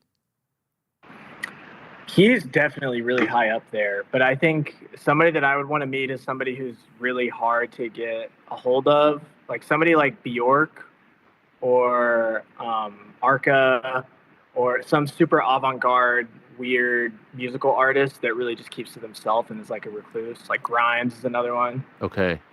Man, I haven't heard Bjork's name in quite some time. Love that girl. Yeah. Is she still around? Like, does she still make music? Yeah, she released some stuff with Rosalia recently. Okay. But I'm not really sure what she's on. I just love that video of her beating up that reporter. That's like one of my favorite videos. Wow. Why is that? Why do you like it so much? Because it's Bjork, and she's like a very small woman, and she just destroys this reporter that's like being up her ass all week. I thought it was maybe because you had hostilities towards reporters. I mean, I don't like the way some of the paparazzi treat celebrities. Yeah. And she was one of those girls at that time, and so I think she totally deserved it. I saw a video that you did today with ESPN MMA, and they asked you about other bantamweights. I don't know if it was shot today or yesterday. Uh-oh. You didn't like... I actually just had a specific question about it, but why'd you just roll your eyes? Dude, they just be setting me up, man. Yeah, they're pot stirrers, man. You can't trust them. Yeah. I don't really care, though. You're not doing this game right if you're not making enemies, but it was just, like, all in good fun. Like, I love Jose Aldo. People, I think, were commenting on it, and they're like, oh, how dare this dude talk bad on Jose Aldo. He looks like Mr. Potato Head. But I respect him, and he's a badass fighter, and like that dude deserves to be in the Hall of Fame. And a lot of those guys, like the only reason I said Merab is dumb was because I saw a video of him dive headfirst into like 3 inches of water and gash his foot. Like, who does that? But he's a tough fighter as well, and I don't know. I love all my coworkers. I'm fans of all of them, but I gotta poke fun at them every once in a while. So I guess each answer makes more sense if a little more context is provided, but just in a word, it seems like you're just hating. The one that I wanted to ask you about was the salad fingers one. I think Corey Sandhagen was salad fingers. What does that mean? What is salad fingers? Is that a compliment or an insult? I don't know. It's neither. That was like a really creepy YouTube series when I was a kid, when YouTube was like kind of premiering with all these videos. And it was just like a weird fever dream, super creepy, like nightmares, post-apocalyptic animation. And it's just like a really long, skinny, gangly guy. And I called him that because he's long and skinny. And yeah. That's what came to mind on the spot when you thought of Corey Sand, or have you called him this before? No, I've never called him that before. It was super random. I dug it. I feel like there's some sort of like underlying tension between you and O'Malley. There's something there. Oh, yeah. There's something there, sure, right? Yeah. Yeah, all the comparisons and, the small amount of banter we've had back and forth, and then all the fans, what they say. So you acknowledge this. Does it annoy you? Totally. Not really. I see it as like, my dream matchup. So I'm all for it, and I hope when the time comes, we're fighting for the belt, or whenever it is. I just hope I get to fight him when the time is right, and we give the fans what they want. Do you think he beats Merab? He could. He's smart, so I think he probably has the advantage just because of his. He's just smart, man. And Merab jumped into 3 feet of water at first. But Merab's also really tough. It just depends if Merab can weaponize his cardio against Sean. But Sean makes it really hard for people to do that. So that's a big fight. You're fighting on a big card, and this is your first time outside of the Apex. This is tremendous. This is International Fight Week. This is, to me, a big vote of confidence from the UFC to you to put you on this card. This was supposed to be the Conor card, of course, but still, the idea of fighting at T-Mobile in front of fans, getting to kind of feed off that energy, this has to be very exciting, I presume. Yeah, I'm so happy to just get this opportunity, and I'm just going to try to soak it all up like a sponge, and I'm going to try to just be super present and enjoy the whole process. And hopefully this kind of sticks, and I'm able to compete in front of crowds from now on. Were you bummed that Conor had to withdraw? Yeah, for sure. That was the reason I jumped on this card so fast. But as long as he competes again, I'm happy. I just hope to see him in there at least one more time. Are you going to do the celebration now? Because last time you said it was a little off because there was nothing to feed on. Are you going to do it? Because I'm assuming the crowd's going to be hyped, right? So what's the plan? I think I'm going to throw that in my back pocket. Come on, man. You got to do that. You got to try it at least once with a crowd. Just see if it works. I'll throw something in there. We'll see, but I don't know if it's going to be the same thing. Okay. But you have something planned. You have something in your mind. I just know that I'm going to throw something out. Like, yeah. I don't plan it too much, but I know I'll feel it and I'll be like, oh, let me hit this. Yeah. And I noticed you're wearing, is that your merch over there? The bunnies? Are you? Oh, this is actually new shirts I'm coming out with. They should be available later this week. Okay. Oh yeah, because the other one was like 2 rabbits in a ring. I saw on your site, right? Retreat in good order. What does that mean? What are you trying to say there? Oh, it's the guy. He's just like slipping the punch. Okay, all right. He is retreating in good order. Yeah. The merch looks great.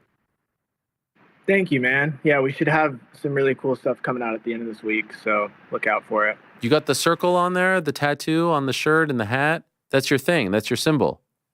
Yeah, that's kind of my thing. Those will probably make a comeback at some point. Oh, they're sold out. Yep. Really? Wow. Look at you. Did it sell? I only keep them available for a week, so if you snooze, you lose. Why do you do that? Because, it's less risk, obviously. I like to just print them off as people order them, and it's like a pre-order system. as well as, you know, you can't have access to it all the time. Oh, you have to make it like exclusive drops, Yeah. capsules. Yeah. Can't have just any bloke walking around in it. Yeah. We were talking about this. Are you familiar with Aura, like plus 10,000, all that stuff? Yes, I'm Okay. unfortunately familiar. Someone was asking me about this. Like, what is the biggest Aura type move to do before a fight? Like crawling up the stairs or the buffer fist bump. For you, like, what is the biggest Aura? I'm not wording this correctly, but you know what I'm trying to say, right? Yeah. Alex Pereira. There it is. Just the way he stares at you, that is like a gajillion Aura. Yeah. And why do you roll your eyes at Aura? It's just like one of those TikTok terms, and I'm finding that like the more I'm on TikTok, the more I'm getting like TikTok brain. And it annoys me sometimes that I know what kids are talking about, but it's funny. Have you been subjected to the brain rot stuff? Oh yeah. Skibbity. I mean, some of my editing could be called like brain rot, but yeah, the Skibbity Riz. Skibbity Riz, Skibbity Toilet, Skibbity Ohio. I'm down with the lingo. You impressed? I don't know what Skibbity Ohio is. I haven't heard that one. Oh, man. You got to talk to my 10-year-old. He'll tell you all about the Skibbity Ohio. Oh, that's why, Ariel. Yes. You got a 10-year-old. Yeah, man. I didn't know that. Of course, a 12 and a 10. Oh, you got 2 of them. And a 7. So you're 3-timing. I'm a 3-time. That's right. The 7 doesn't tell me much, but the 12 and 10 tell me about the W Riz. They tell me about the Hemathias. They say all this skibbity stuff. I mean, they're just, they actually speak a different language now. Like, I don't actually understand what they're saying. Yeah, dude, you're in it. You're in it deep. I'm in it. I actually held out. I held out on Fortnite up until this year, and I finally succumbed because all the friends had the Fortnite, and now this has now become it's like a different universe. When I walk into the room when they're playing and I hear them talking, it's like I'm in an alternate universe of things that I don't know what the hell they're saying. But I'm trying to keep up. They're talking about the new season. They're talking about the skibbity stuff. So I'm trying to keep up so I could be the cool dad. Because there's always got to be one cool dad, right? The other dads are like busy doing their work. I see the other kids and I dap them up and I say, you know, what's good, skibbity? And then they like that, you know? Yeah, raising kids in today's society. It's scary, man. Dude. And what about you? Like, are you the type of guy, because I know you're very conscious of who you're aligned with and brands and whatnot. I see you're wearing Tenori. We actually had Cade Rotolo last week he was repping them. You know Tenori? Are you familiar with them? Yeah, I'm actually partnered with them now. Oh, okay. Well, you're wearing the hat, so I would imagine you're familiar with them. You know who Cade is? Yeah, we actually got to hang out not too long ago. I was saying that you versus Cade would be the biggest aura match in MMA history. There would be quite a bit of aura spilling all over the place. He's a big boy though. Yeah, I don't he's think 55. he can make it down to my weight class. Yeah, no, he's big. But anyway, I was saying like a lot of fighters will just take promotional deals, sponsorship deals, et cetera, et cetera. Are you the kind of guy that's going to be very selective about who you're aligned with? Because you don't want to, the money is great, but you don't want to just, for lack of a better term, like kind of pour yourself out there to everyone. Yeah, I'm gonna be super picky, and I like working with brands and stuff, but it's always like they want to be a part of the image, and that to me is priceless. So Tenori, I'm like super passionate about what they stand for and everything. And then I just did like something with a coffee company because I love coffee.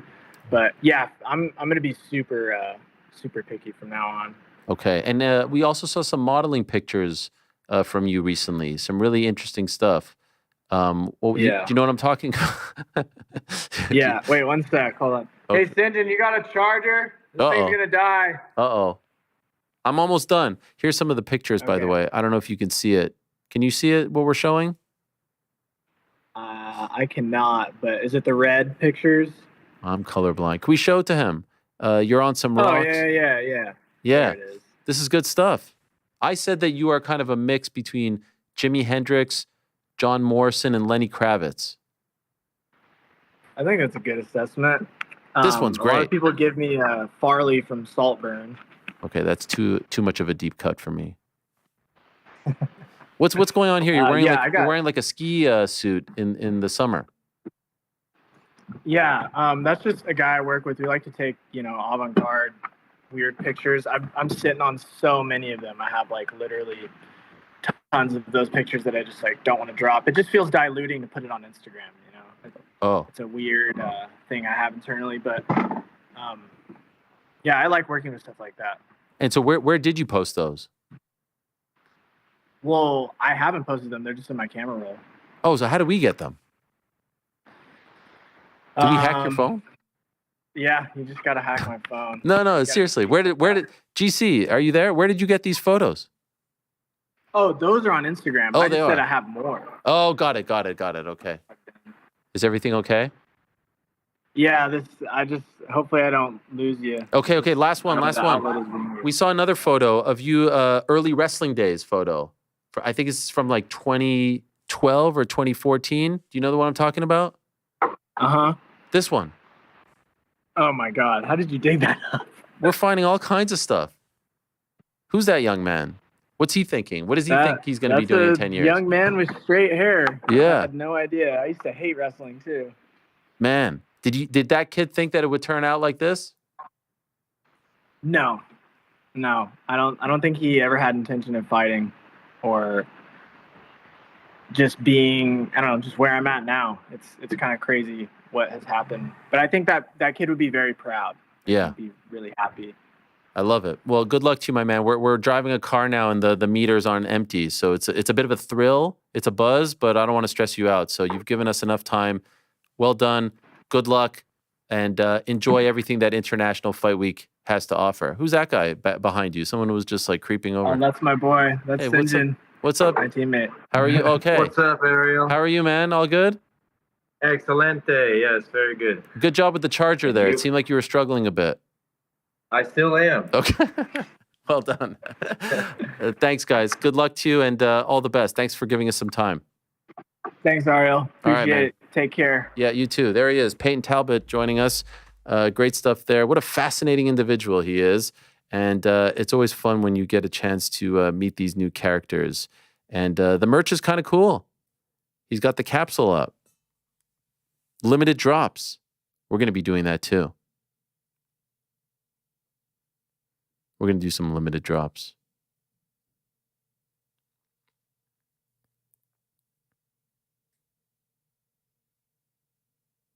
Oh, okay. I was just checking something. Up next, Devin Haney still to come. Robert Whittaker. Stay tuned for that. First, a quick word from our good friends over at BetterHelp. BetterHelp Online Therapy. We love these guys. A lot of us can fall into this trap where we're just relentlessly focused on improvement. We've got locked onto things we're doing wrong or the stuff we still have to cross off the list, and we lose sight of what we've already accomplished. And look, pushing yourself to get better, to do more is great. I'm all for that, but it's also important to take a second to appreciate your wins. Personally, this year, I've had a couple of wins myself, trying to eat a little better, trying to work out, trying to stretch is a big one for me.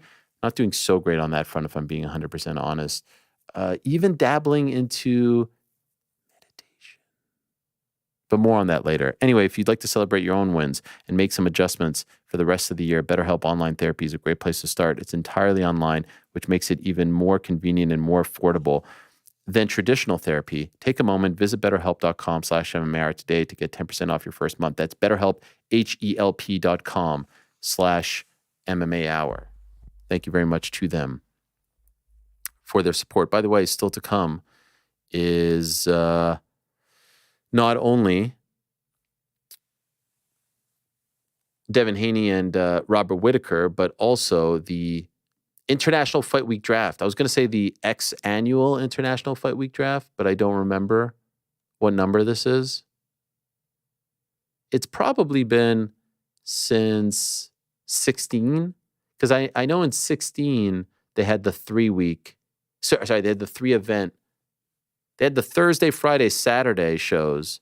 Remember, they had RDA, Eddie Alvarez, followed by Joanna Jacek and Claudia Gadelha, followed by Conor McGregor versus Chad Mendes. No, that was 15.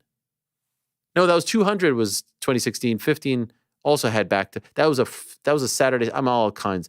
I mean, I'm just all over the gaff here. Saturday, Sunday, it was in 15. Thursday, Friday, Saturday was in 16. And so I think it kind of started around then. My favorite one was the first year at ESPN when Rick and I were locked in and we were kind enough to bring in another participant, and they were not locked in and tweeting out news in the middle of the segment. You remember that one, Rick?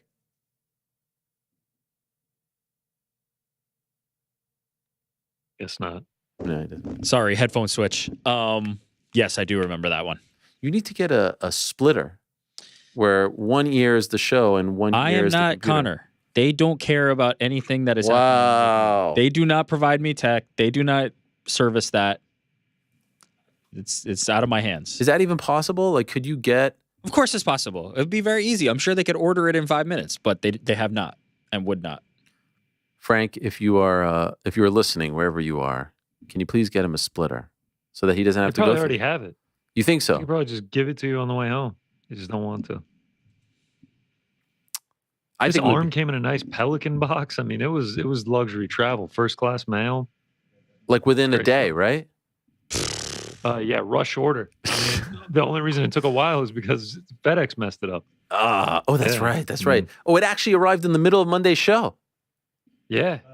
Supposed to get there during Wednesday's show, but You mean last week's show? One-day shipping. Yeah. Last Oh, week's my one-day God. shipping. So Overnighted it. it would have legit been one show without it if FedEx didn't one screw this show. up. Yeah, shout out to FedEx.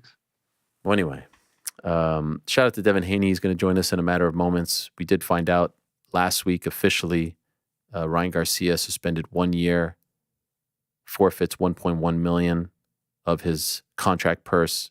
Going to Golden Boy, still a weird one. This via the New York State Athletic Commission. $10K fine, and the fight that they had back in April in Brooklyn overturned to a no contest. This has been quite the saga. It has been a saga since before the fight even happened. It essentially has been a saga since Super Bowl weekend when the fight was announced. Remember they had the run-in in Las Vegas? That was a whole thing. And then the fight happened, and that fight week was a crazy thing, and now we get to the aftermath. And so let's talk to Devin about all of this. He's kind enough to join us. Here he is, the man himself, Devin Haney. Hello, Devin. How are you?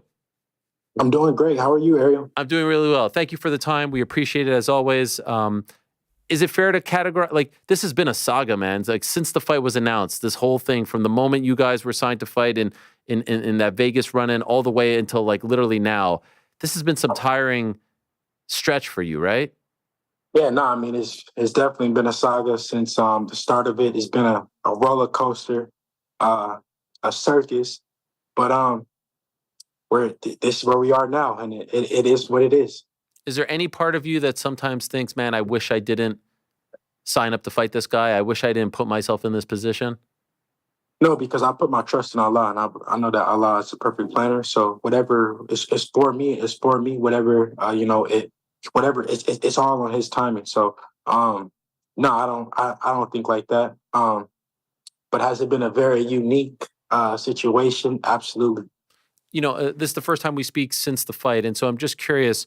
That fight week in Brooklyn, were there any things in retrospect that you wish you did differently? Like if he didn't make weight, do you wish you would have said, no, the fight is off? If you didn't feel comfortable with things that you were hearing or seeing from him, is there anything that if you were given the opportunity to do again, you wouldn't do given what you saw from him that week? I could have did things differently, but you know, once you go in there with a guy who's on PEDs, it doesn't matter. You can do everything in the world. You can put, clauses. You can do whatever you want, but you aren't on an even playing field, and that just eliminates everything. Once one guy is on PEDs and one guy isn't, it doesn't matter at that point. Did you suspect this at all? Did you ever hear any inklings of this kind of activity? No, not like from his side. You mean? Yeah. Like, No. I didn't. No, it was news to me when it came out. I didn't know anything of it. He still maintains this was all done unknowingly, contaminated substances and all that. Do you believe that? No, I don't believe that. At the end of the day, if you genuinely felt that, why did he? He admitted to it. He forfeited the $1 million. He took his suspension this is what he agreed to. So he basically took a plea deal. He didn't take it to trial. He didn't try to fight it or nothing like that. He owned up to it to the commission. He signed the contract, whatever the case may be, that this is my suspension. This is what it is. So no, a guy who failed 5 different tests. No, it wasn't unknowingly. Have you talked to him off, out of the public eye, like just, off the record? Have you guys had any kind of conversations since all this came out?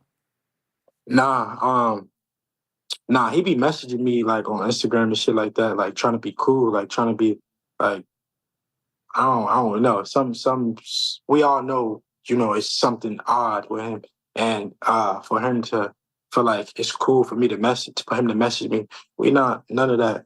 None of that is going on. Like, for the shit that he did, I want to make him pay for the shit that he did in the ring, out the ring, however. And so what kind of stuff is he messaging you about? He said some shit like, I didn't know. He said something like, I didn't know that you beat up Gervonta like that, or some shit like that. Some of that sort, he said. Okay. So he's trying to be cool with you. Yeah, I don't know, I guess. Interesting. But like I said, we not friends. It ain't none of that. It's, like I said, he gonna pay for it. He gonna pay for what he did in the ring and out the ring, and that, I mean that in many different ways. And I'd like to ask you about that, but just regarding the suspension, the $1 million to Golden Boy, why is that? Why did they get $1 million? Yeah, I didn't understand that. But I'm trying to, my team is talking to the commission and talking to Golden Boy to figure out, how that works. Okay. And so, do you know how much you'll be getting from him? I don't know. No. That's what we're trying to figure out. But this whole situation has cost me money. I've lost money during this whole situation, which at the end of the day is boxing. But like I said, he will pay for everything. When you say it's cost you money, do you mean because of the purse bid?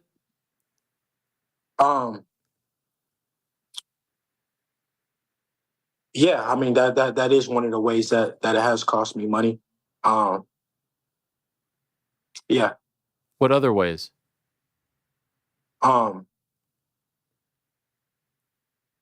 far as just in the future, future fights, right? It has cost me. Okay. I saw that you did an interview with Dan Raphael last week, and you said that you were considering suing him for this. Is that still the plan? Like I said, this whole thing has cost me, and I wasn't on I signed up for a fair fight. I signed a contract for a fair fight where we do drug testing, where we go in and, I'm clean, he's clean, and that wasn't the case. So like I said, he must pay. He must pay for that. When you sign a contract, he said that he's gonna be clean going into the fight. I'm gonna be clean. It ain't gonna be nothing in my system. It ain't gonna be nothing in his system. And he didn't hold up his bargain. He didn't hold up on his side of that. So he will pay. Okay. Has that started? He will pay. Like I said, he will pay. He will pay in the ring. I want to get it back in blood in the ring, but also outside the ring. I'm still a businessman at the end of the day, and this is a business. So, and people admire me because of my business sense and how I got to this point. So, like I said, he gonna pay in the ring. We get it back in. I want to get it back in blood in the ring, on an even playing field, but also out the ring. Have you started that process of suing him? Well, right now, we're just trying to figure out, everything. The whole situation is still, we still don't fully understand the whole thing. Regarding the actual, sorry, go ahead. But what I do understand is that, he's failed 5 tests, and it's no coincidence that you failed 5 tests. That's not, and there's no coincidence that you don't, nobody's going to just forfeit $1 million just for something that they didn't do, right? Would you? No. Okay. So by the time that you forfeit $1 million, you're pretty much owning up to, what you did. And just to be clear, the 5 tests, which are you referring to? Because I was, what I read was He failed. 19th and 20th, right? So he failed. He failed the day before the fight. He failed his A and B test. Mm-hmm. The night of the fight, he failed his A and B test again, and he also failed the commission test that he took on the fight night as well. Okay. So the commission did their own separate tests, and he didn't only fail the VADA test, he failed the commission test as well. And all of it was for Austrian, right? Yes. Mm-hmm. And regarding the fight itself, what do you think went wrong? It was shocking to see it play out like that because we had never really seen you in that type of position. Looking back, what do you think went wrong that night? Yeah. We can't say because, when you're not on an even playing field, that's what went wrong right there. We let's start there. I can't say, oh, I'm fighting you straight up and I'm clean, and you're fighting me with PEDs in your system. It's not a fair fight. So that's what went wrong. Was it one? And that's why I said. And that's why I said we have to run it back because it just wasn't a fair fight. And if PEDs don't matter, then why do we test for them then? Hmm. Why are they banned? So when you went back to the locker room, PEDs don't matter. If PEDs don't matter, why did he take them? Right. Were you just PEDs, shocked? Yeah, they have to be beneficial. Well, yeah, performance enhancers, right? That's why they are called that. Exactly. Were you just like blown away when you went back to the locker room, like just not being able to comprehend? And then when you found out about the PEDs, did maybe the performance make more sense to you? Is that how you digested it? My bad. No problem. Yeah, no, I mean, say that again. Ask the question again for me.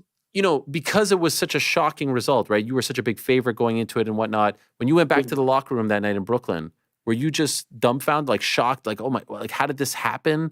What went wrong here? And then when you found out a few weeks later about the failed test, did it maybe give you like some, okay, now I understand why this went down this way. Now I understand. Now this gives me a little bit more clarity.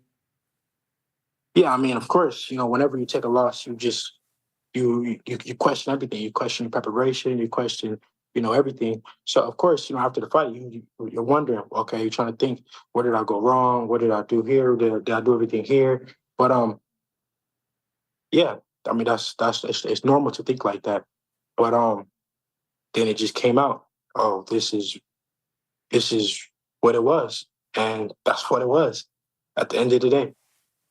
One thing I was wondering about when I was watching, and I'm wondering how you feel about it, when I saw your boots that were very cool, but then I was like, oh no, are these a problem? They were Uggs, right? Yeah. No, they weren't Uggs, but they were similar a little bit. So yeah, a lot of people they got like a lot of questions about the boots. Like I get that a lot. And it was a boxing shoe inside. Got it. So on the outside it looked like it was like a Ugg or something like that, but it was like custom made from a boxing shoe. So the whole inside was a boxing shoe. Okay, yeah. I figured they looked super cool, but I was just wondering if they were making you, I don't know, slip or just the grip wasn't good or something like that. Would you ever do something like that again?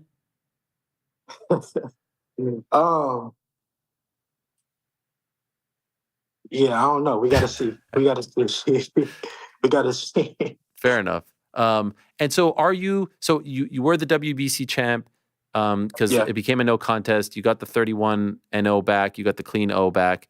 I saw the video of you dancing in the bowling alley and all that. And you're getting a lot of shit for this. I see you getting a lot of hate. Is this kind of blow you away that you're the guy that did nothing wrong?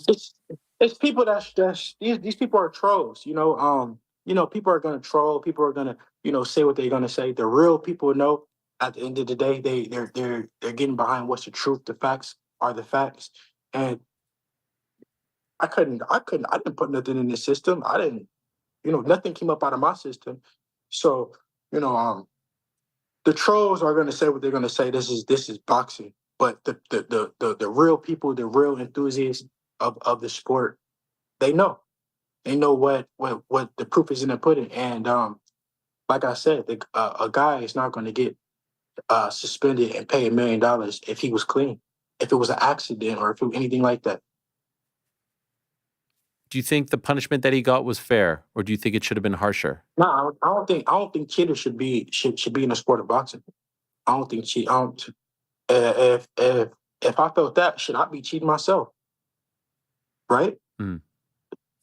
But I don't think that cheating should be. If you get caught cheating, I think you should be banned For life? for life. Wow. Because at the end of the day, we go in and putting our life on the line each time we step in that ring, and we seen guys get killed in the ring. So I mean, he must felt something, because of all his fights, he never tested dirty, right? Mm-hmm. But against me, he did. There's no coincidence. He obviously felt the threat in me, and all of a sudden he's acting like we never seen him acting before. He was covering his ass just in case he lost. He was going to play the crazy role. So feeling that way, why would you want to fight him again? Because I want to get it back in blood. I'm just that type of fighter. Obviously, the test has to be right, and it has to be, very, very strict. But I'm just that type of guy. He got to pay for what he did, like I said, and that's inside the ring, outside the ring. And so the next thing that we saw regarding you was the purse bid for the Sandor Martin fight, and you seemed upset that there was only one bid from Top Rank, and that Matchroom didn't bid. No, I wasn't upset. I wasn't upset. You were just messing? Okay. Yeah, I wasn't upset at the end of the day. I'm good. Right now I want to, take care of this business first, and focus on the matter in front of me, and then I'll get back in the ring when the time is right. I think it's no rush. I'm not hurting for nothing. I'm gonna get back in the ring when the time is right. I think you saw Eddie Hearn's comment to me regarding it, because I think you retweeted a tweet with it in it, and I spoke to him about it earlier in the show today, and he pretty much asked him, like, what's the relationship with Devin now, and he kind of said the same thing regarding not bidding on it, and that you have a promotional company, why didn't you bid on it, and he just doesn't think that fight makes a lot of money. He did say he would love to do you versus Liam Paro, but before I ask you about that, how did you feel about what Eddie said regarding why Matchroom decided not to bid on it? No, I mean, I didn't care about what he said. I mean, he spoke his opinion on why he didn't bid on it, and that's what it was. Like I said, it didn't make or break me. It was cool. Did you? Me and Eddie got a great relationship. Okay. And we will do business in the future. But right now, I'm focused on the matter in front of me, and then you guys will see me and Eddie doing business again, and like nothing ever happened. Okay. Are you interested in that Paro idea at some point, or does it not make sense right now? Of course, I want to make the best fights. I'm that kind of fighter. If everything makes sense, then of course we can do it. I would love to, and I went to Australia twice. Yeah. So I wouldn't mind going back, but it would have to make sense for me. But it sounds, and correct me if I'm wrong, you want to wait, like you want your next fight to be against Ryan Garcia. Is that accurate? I would love for my next fight to be against Ryan Garcia. If everything is right, everything is intact, all the drug tests and everything is everything. Of course, because that's the fight that the world would want to see. That's the fight that I would want. But he got to do his suspension. He has to. We got to figure everything out. We never know. But of course, I want to get mine back in blood. I'm just that kind of fighter. But that means you're not fighting until April of next year at the earliest. Are you okay with that? We don't know. We don't know. Would you be okay with sitting out that long? That would be a year. Of course. Yeah. Of course. You see me. I said I'll sit out 2 years. Yeah. You're in your prime right now, so I thought you wanted to be active, get back on the horse, that type of thing. You think I'm in my prime yet? Okay, fine. Not in your prime yet. Not in my prime yet. Okay, fair enough. And so regarding Tank Davis, what did you think of his performance against Frank Martin? I thought that he did what the world thought he was going to do. He showed that he was, levels above Frank Martin. Frank Martin did exactly what we thought he was going to do. he was a front runner. He was, just because he didn't have the experience of, being under those lights and being in those big moments. And it showed. He got out there. He did good in the first couple rounds, but he couldn't keep it up for a 12-round fight. So immediately afterwards, Floyd posted the entire sparring footage between you two guys. What did you make of that? Who said he posted it? Oh, did he not? Do we know? How do we know? I guess that's what everyone just sort of assumed. I mean, he had it, right? Or maybe he gave it to someone who then posted it. Did you post it? I never had the video. Okay, I don't know. Someone posted it. I'm just wondering, what did you make of that kind of resurfacing finally? This sparring match that we've heard so much about. We saw snippets of in its entirety.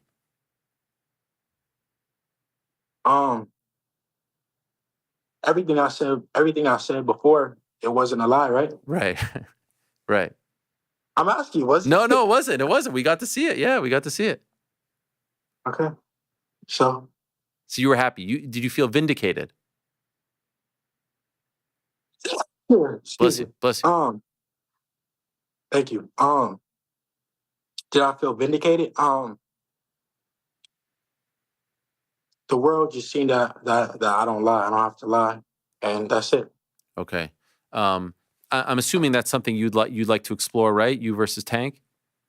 Of course, I want to fight the best fighters in the world. I've been saying that for ever now, and I look to get back when I get back in the ring, get back to fighting the best fighters and proving myself time and time again, like I've been.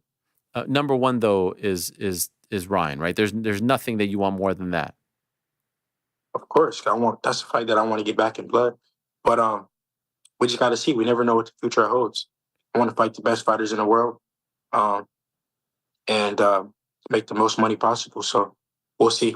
Is there a state where you would want that fight? Like, would you want to go back to New York? No, I mean the next fight is on my terms. Yeah. We caught the guy cheating. We caught him doing all type of antics and this and that. So wherever the fight is, it's going to be on my terms. Can I ask, what do you make of the Shakur Stevenson situation with Top Rank? I don't know much about it. It seems like maybe the relationship is coming to an end, and I know you fought for them a little bit, and you've been in this spot before. This could be something of interest to you. Maybe Eddie seems interested in talking to him. Is there any of that you relate to? We got to see his boxing. You never know. They may say that, and they may go back and forth on the internet, and he'd be back with them. So right. We don't know. It's boxing. It's a business at the end of the day. So it all depends on his next performance, what he does, and where he shows his value, and that's going to determine where he ends up. Okay. And last thing, how is your dad handling all of this? How is he? Like, is he okay with the idea of you fighting Ryan again, or maybe as a father, he doesn't want his son to go in there against someone who was caught cheating? You have to ask him. Me. I'm me as a man, as a fighter. That's the fight that I want. For me. So but at the end of the day, of course, my dad is upset because it happened to his son. It just happened to me, but I'm built for it. Some people aren't built for it, but I'm built for it, and that's why God, is putting me, in the forefront of all this and letting it happen to me because I'm built for it. Mm-hmm. So it is what it is. Alhamdulillah, I thank Allah. He's a perfect planner, and we'll just see what the future holds.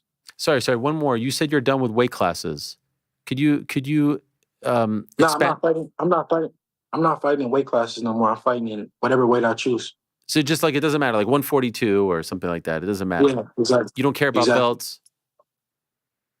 No, I mean I love the belts. The belts is what puts you in history forever. But I did that already. Yeah. So now it's just your terms. My terms. Love it. Devin, well done. Thank you very much. Sorry this is all happening. Good luck with it all. And hopefully we don't have to wait a year to see you again, but I understand if you'd want to wait. It'd be less than a year at this point, right? It would be like 10 months by the time he could come back. So I think he said he's retired, by the way. So I don't know. Maybe he's not coming back. But it sounds like you don't believe him. We'll see. I don't know. I mean, I don't believe the guy got caught with 5 five positive tests, and he's lying about that. So I don't believe shit he said. Fair enough. Fair enough. Thank you, Devin. Appreciate it. Good luck to you. Thanks for the time. Thank you. All right, there he is. Devin Haney, still 31-0, 1-0 contest. Fascinating stuff. Fascinating stuff. And it's a saga that I don't suspect will be ending anytime soon. He is technically the WBC champion in recess. And, well, it sounds like him and Eddie Hearn are going to figure it out, and they're going to be okay.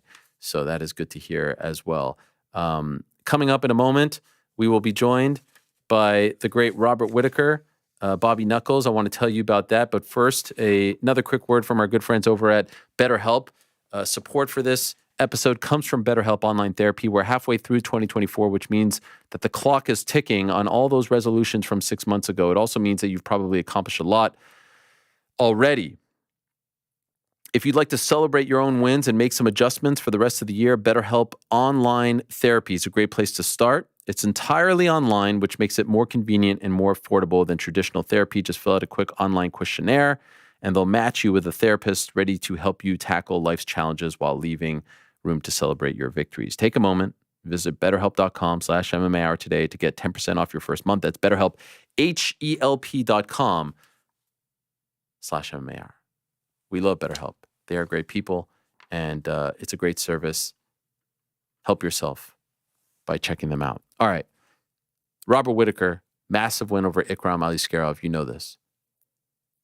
I've been interviewing Robert Whittaker for a very long time, over the past 10 or so years.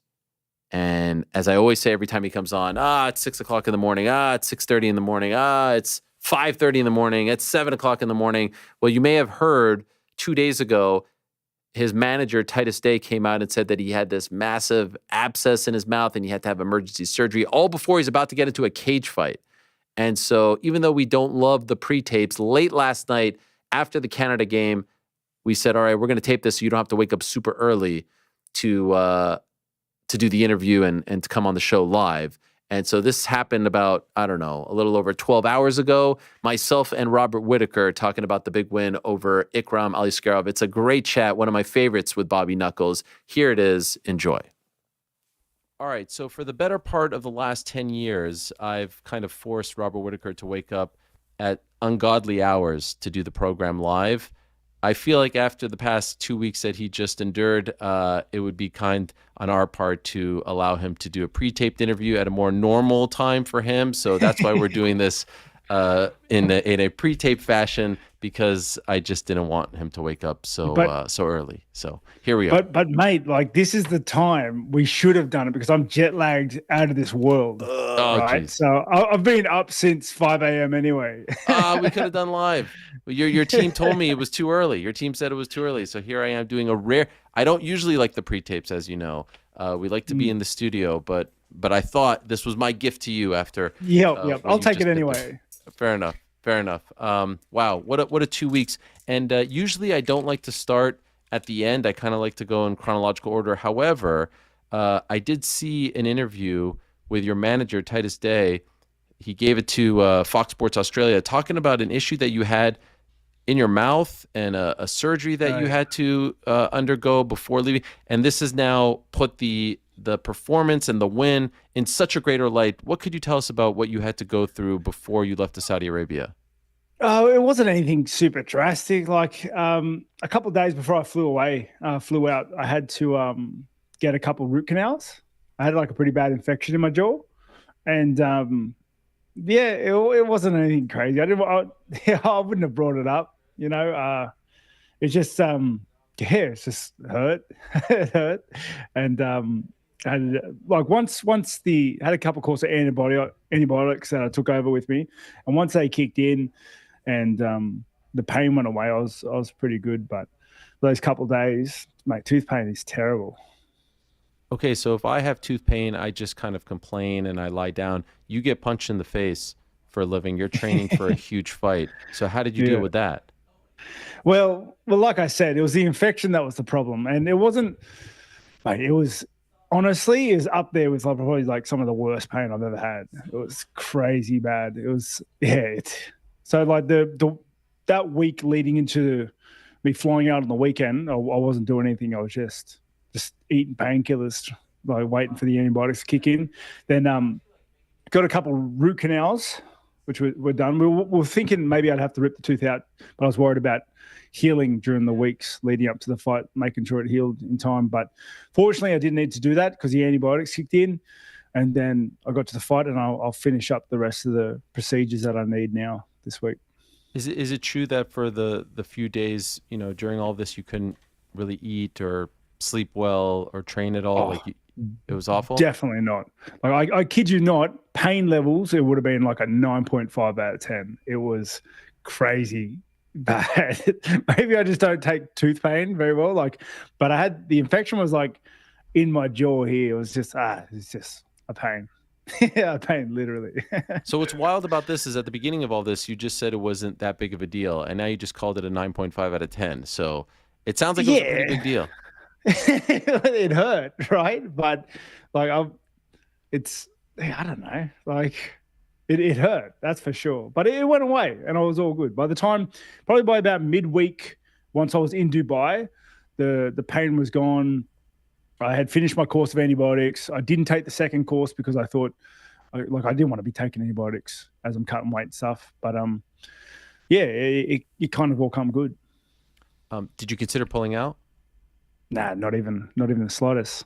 Okay. It's all the work had been done by that point. And the only thing I was worried about was if I did have to rip the tooth out, the hole that would have been there, and just like it healing during the 2 weeks leading into the fight and how that would have looked. But I'm sure I would have worked it out. And how's it feeling now? Yeah, no, it's still good. It's still good. I go back for so it's like a three stage procedure. So I go back for the second stage now because because I was flying out, I could only do the first part before I left, and I finish it off to in the next couple of days. Okay. Well, good luck with that, of course. And it sounds like a nightmare, especially if you're getting punched in the face. And, luckily for you, the fight didn't last very long. So now I want to go back to, when this original main event fell apart. It was on the same day, at least from what we were told and what we found out, as the Conor McGregor news. And so it was back to back where you hear about, Conor officially out and Khamzat officially out. When did you find out that he was in danger and then eventually officially out of the fight? There was no rumors that he was in danger. There was just coach pulled me aside early in the morning and said, "Hey, Chimaev's out, but we're finding a new opponent. Stay switched on. Don't stress about it." And then he left, and I went to breakfast. And then by the end of breakfast, we had a new name. Okay. And at any point in the process of accepting this fight and preparing for this fight, was there any thought in your mind that he might not make it to the fight? There's been some issues with him, some health issues. Was this something that you were concerned about? Not really because of the location.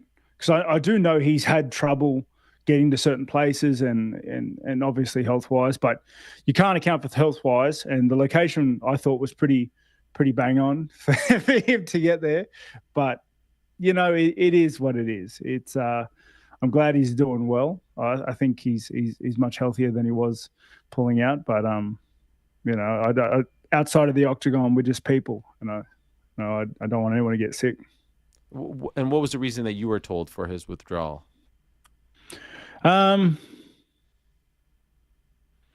Much like anybody else. You saw my eye. Much like anybody else's.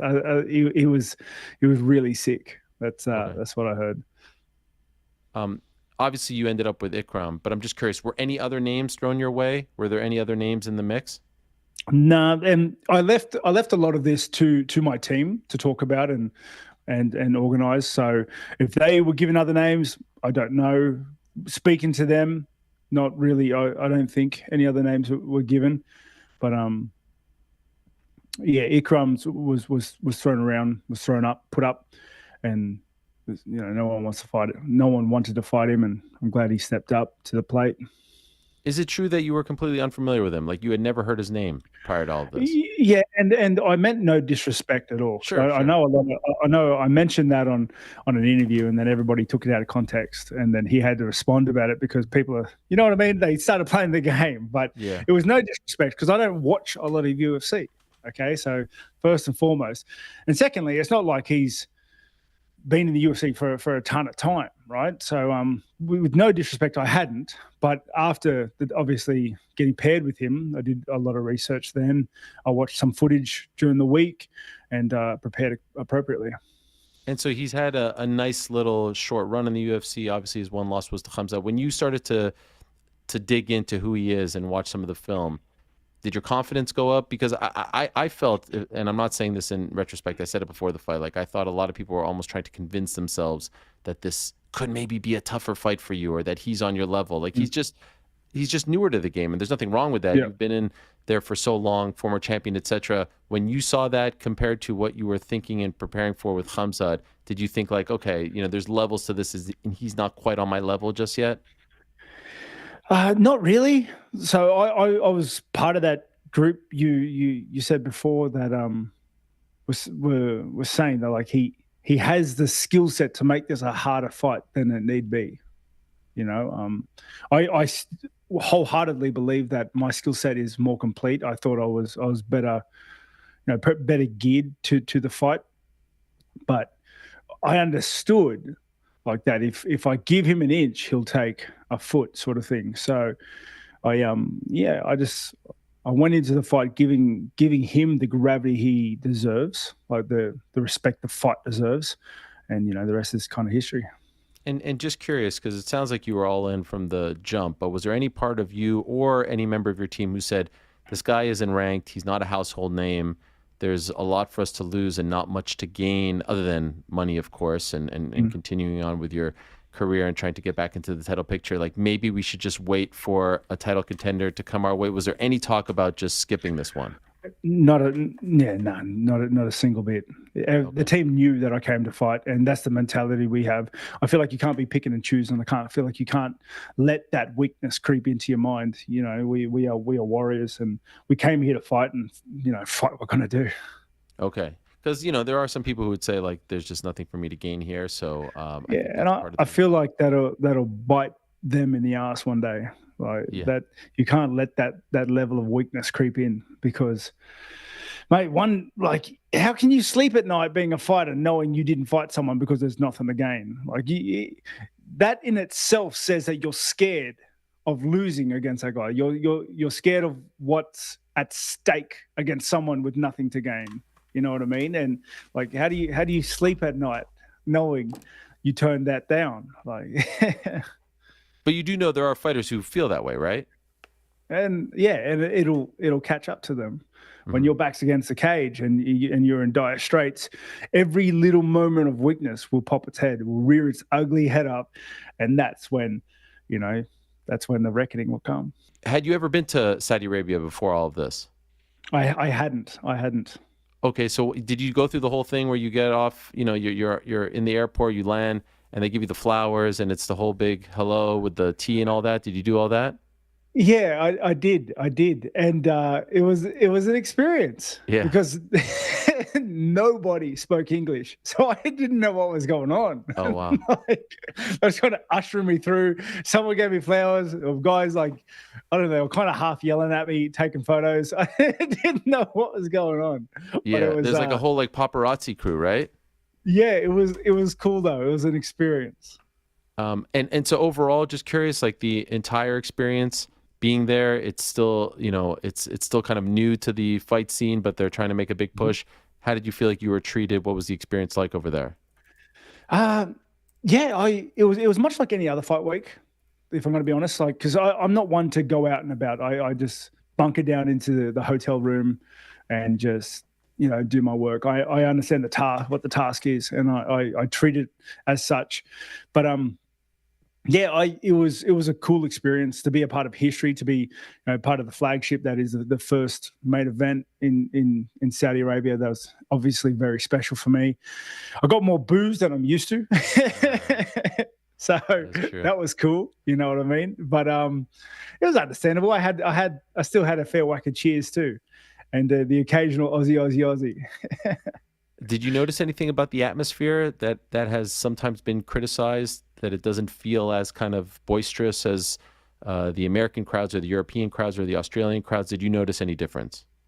It's hard to say because the arena itself was, I think it was a, from what I believe, it was a soccer pitch. Yeah. So it was quite wide. So I assume the acoustics played to that a little bit.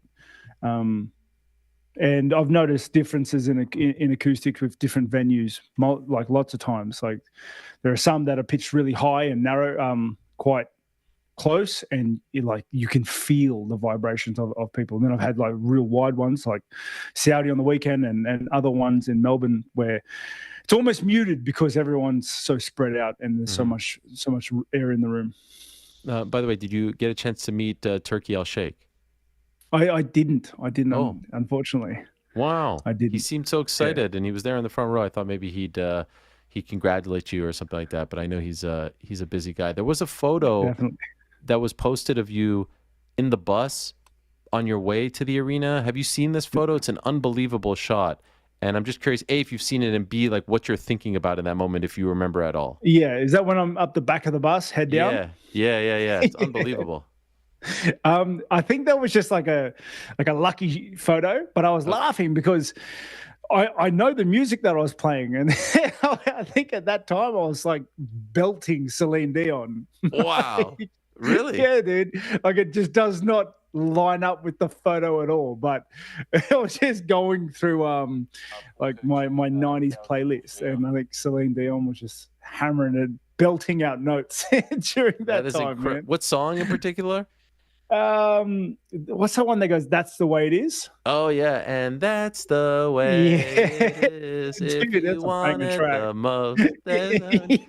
Celine is from my province. Like she's our hero. She's from Quebec. Oh really? It's one of my regrets in life is not going to a show when she was performing in Vegas. Yes. Because I don't think she performs there anymore. So I'm going to have to live with that now.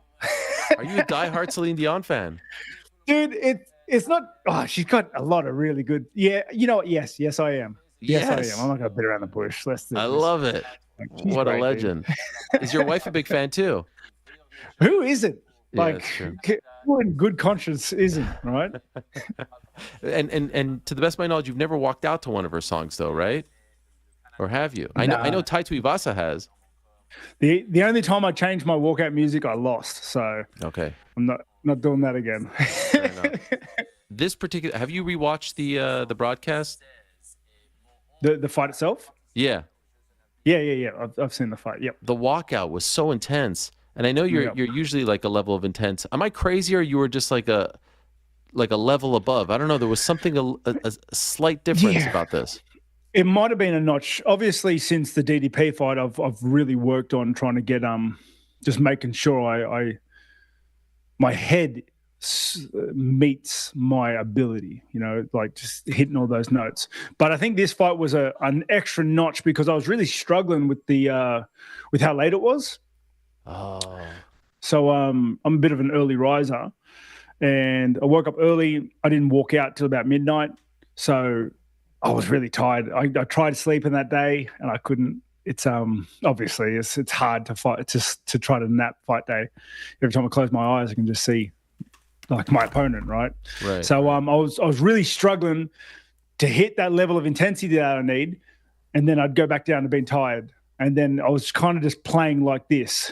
So once we got to the walk, I double, triple, quadruple down on just like really biting down on the mouth guard and trying to bring that level up, which I did, and it worked. So yes, okay. So I'm glad that I'm not crazy because I did feel an extra little like I don't know bit of intensity there. And what's interesting about what you just said, when Francis Ngannou fought in Riyadh against Anthony Joshua, he fought actually like 2 or 3 hours later than you. It was like 2:33 a.m. to cater to the American audience, and he said that he was falling asleep backstage too.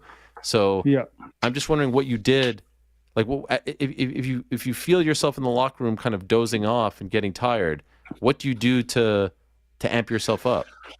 Oh, it's hard. It is really hard, and it's something that thank God we have the time to address now, successfully, obviously, but. It's you kind of just got to. It's tricky because like you're tired, but then you jig yourself up and you start hitting mitts. And then as soon as you stop hitting mitts, you just get tired again.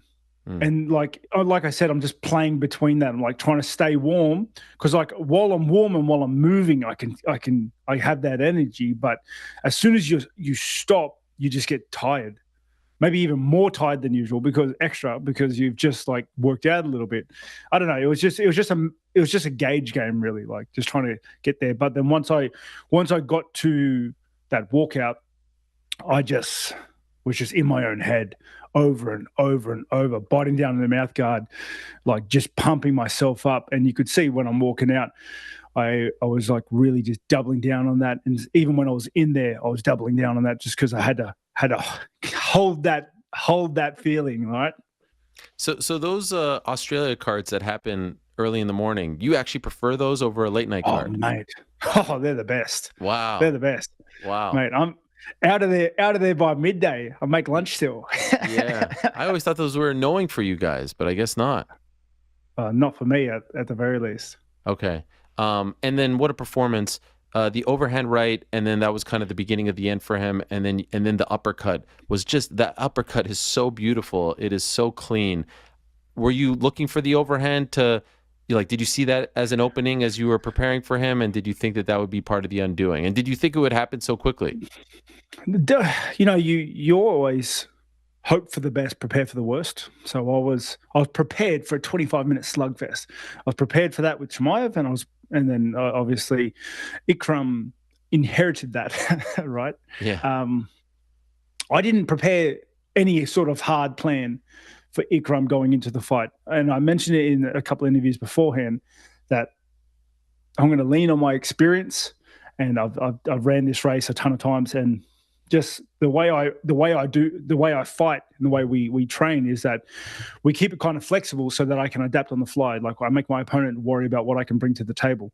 So once I got in there, within the first minute, I saw that every time I would feint or any time I would push in, he would reach out.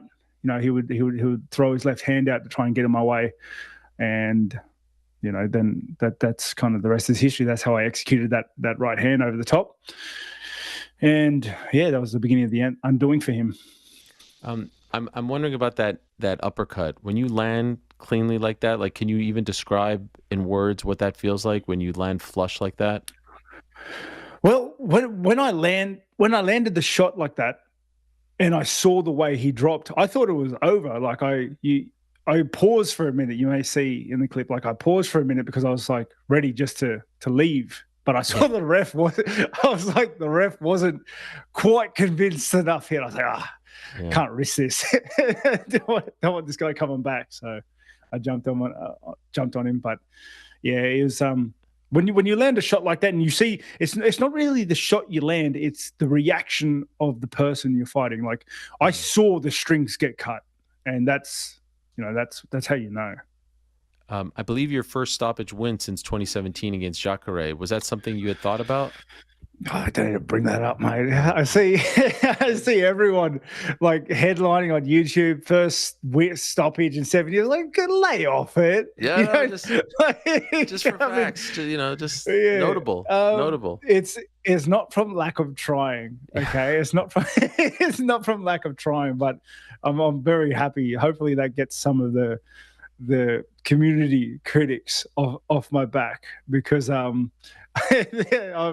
see some posts like Rob couldn't finish a can of Sprite, like dude, and they're pretty funny, but you know, I'm back. Listen, you know, the internet could be a pretty cool place. You're in that rare category of Alex Pereira. I don't see a lot of Robert Whittaker hate, certainly after a fight like that, like the explosion of love for you after that. And I think there's been kind of this theme this year. It was a little reminiscent of Benoit Saint-Denis and Dustin Poirier, where some of the older fans are like, we're not ready to say goodbye to some of the legends of the last 10 years, where the UFC, and rightfully so, are trying to build, you know, younger stars off of the backs of, you know, the older guys. And that's kind of how the fight game works. We're seeing it maybe this weekend with MVP and Ian Gary, and it's happened a bunch of times. And just the explosion of love your way. Do you look at any of that? Do you see any of that? Do you feel any of that? Because everyone's talking about Bobby Knuckles this. Like, it was just 1,000% joy that I saw afterwards as far as the reactions, and I'm wondering if any of that gets to you. Definitely, I 100% feel it, and it's heartwarming, and it really, really drives home a sense of pride, because it's something that obviously I haven't worked towards, but it's something that has been built over the last decade of my career.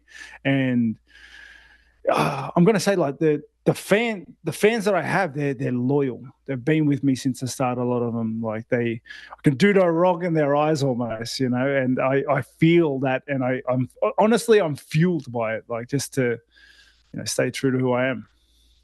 I know this is a very hard question for someone like you in particular to answer, but I'll ask it anyway. And it is kind of reminiscent of Dustin, the way people talk about you and support you. Why do you think they like you so much? Why do you think you have such loyal fans? Why do you think people feel the way they feel about you? Yeah, I reckon it's because I'm just funny as heck. Yeah. Like, it has to be, no. It has to be. Like, I am just a crack up, I reckon. You really think that's it? Nah, dude, I don't, No, okay, I don't know. I make myself laugh at most of the time, at the very least. Can I offer a theory? I think that there's a lot of people in the public eye, in the sports world, and now even in the fight game, especially in the fight game, there's a lot of people who are kind of playing characters. And I don't mean the type of characters that we've been hearing about over the last few years, like, oh, this guy's trying to be Conor McGregor. But, you know, now with the influencer stuff, there's like cosplay fighting going on. And then there's a select few guys who just seem extremely authentic. In a time where there's a lot of inauthentic people, there's a select few that never feel like they're working to impress us or to try to be someone else. And that's why I put you in that category with a Pereira and a Prochaska and a Dustin. It just feels like you are who you are, and that's a very admirable thing, because who you are is admirable and people are drawn to that. And so I feel like that's why people, one of the reasons, obviously the fighting is fun, but in terms of your personality, why people like go to bat for you and feel a certain type of way about you is because of that, because you come across that way. Yeah, I appreciate that. And I've always thought that, like, people can see fake. They can smell it, they can sense it. And mate, yeah, they just know. And you know, they just know. Also a tough question to answer, but I just wonder, that version of Robert on Saturday, what happens if he would have fought Khamzat, in your opinion? What do you feel? What do you think happens in that fight? Mate, I was pretty primed and ready. Like, I am 99% sure I would have starched Khamzat as well. And you know, our paths may cross one day in the division, you know, as guys in the top of the game, but he dodged a bullet that night, that's for sure. When you saw his tweet, what was your reaction? The first one was like, what did he say? What did he say? See you soon? Yeah, something like that. Something to that effect. Like, first thing that I thought was like, where are you gonna see me, bro? Like, you can't go into a lot of countries. Like we're not gonna cross paths, dude. Oh, man. You know what I mean? Like, but yeah, and I'm not gonna be in the area. You're not passing through. Yeah. So, but yeah, like I said, I'm a middleweight. If he's a middleweight, because I know he fights at welterweight sometimes as well. Mate, if we're both at the top of the game, we're gonna, our paths may cross, dude. Like, I didn't duck you. You know what I mean? I didn't not sign the contract to fight you. Is this something that you want to revisit, or is this something that, like, now that it didn't pan out, you've kind of moved on for the moment? It doesn't bother me. Like, I don't really think about who I want to fight until they give me a name, and I feel like life's less stressful that way than. Okay. And by the way, Ikram, do you think he's someone that has potential to be a player at 185 in the future? Oh, definitely. It just wasn't his night. He's a stud in his own right, and I'm sure he'll bounce back from this. You were asked about Perth. That's August 17th. Now that you've had a few days to digest, and you also have, you know, this mouth and tooth issue, is that realistic for you to be a part of that? That's in less than 2 months. Yeah, no. I totally forgot that I had to get the rest of my teeth fixed. Like I was just, the adrenaline was going, man. Like, so I totally forgot I had to get that done. But also there's a certain bit of like, I'm no one's fill-in. I'm no one's replacement. You know, I'm a main event fighter. And when I fight one of those guys, fight for the gold or fight anyone, I'm a main event guy. Like I'm gonna put them in my sights and I'm gonna prepare appropriately, and I'll go hunting. Okay, so you're ruling yourself out for August 17th. Your services will not be available. No, I'll be there, but I'll be there. I'm going to take my kids. I'm going to take my kids to their first UFC event, and I cannot wait. Okay, so that's fun. Is there any part of you that's annoyed that it seems like you kind of keep missing these Australia dates? Yeah, well, particularly Perth. Particularly Perth, because I've pulled out of a Perth card before as well. It's a little cursed, but you know, I'm sure we'll fix that up one day. Okay, and so obviously it's Izzy DDP on that card. I said afterwards that the fight that makes the most sense is you versus Sean Strickland, #1 contender fight. Does that make sense to you? Does that interest you?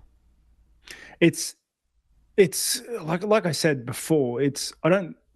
I don't look at potential fights. I just train until they give me a name, and then they enter my crosshairs, and then you know that's my focus. That's who I'm gunning for. That's what hunting season's open, sort of thing. I don't really put crosshairs on what could be, because it's like I said. I think it sounds pretty stressful. Yeah.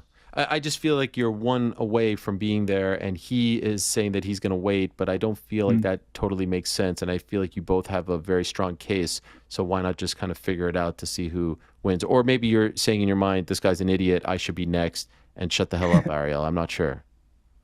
Mate, honestly, I'm telling you honestly, I haven't thought about it. Like I'm still in holiday mode. Like I'm going to go away with my kids and my family, and I'm just going to kick my feet up for a bit.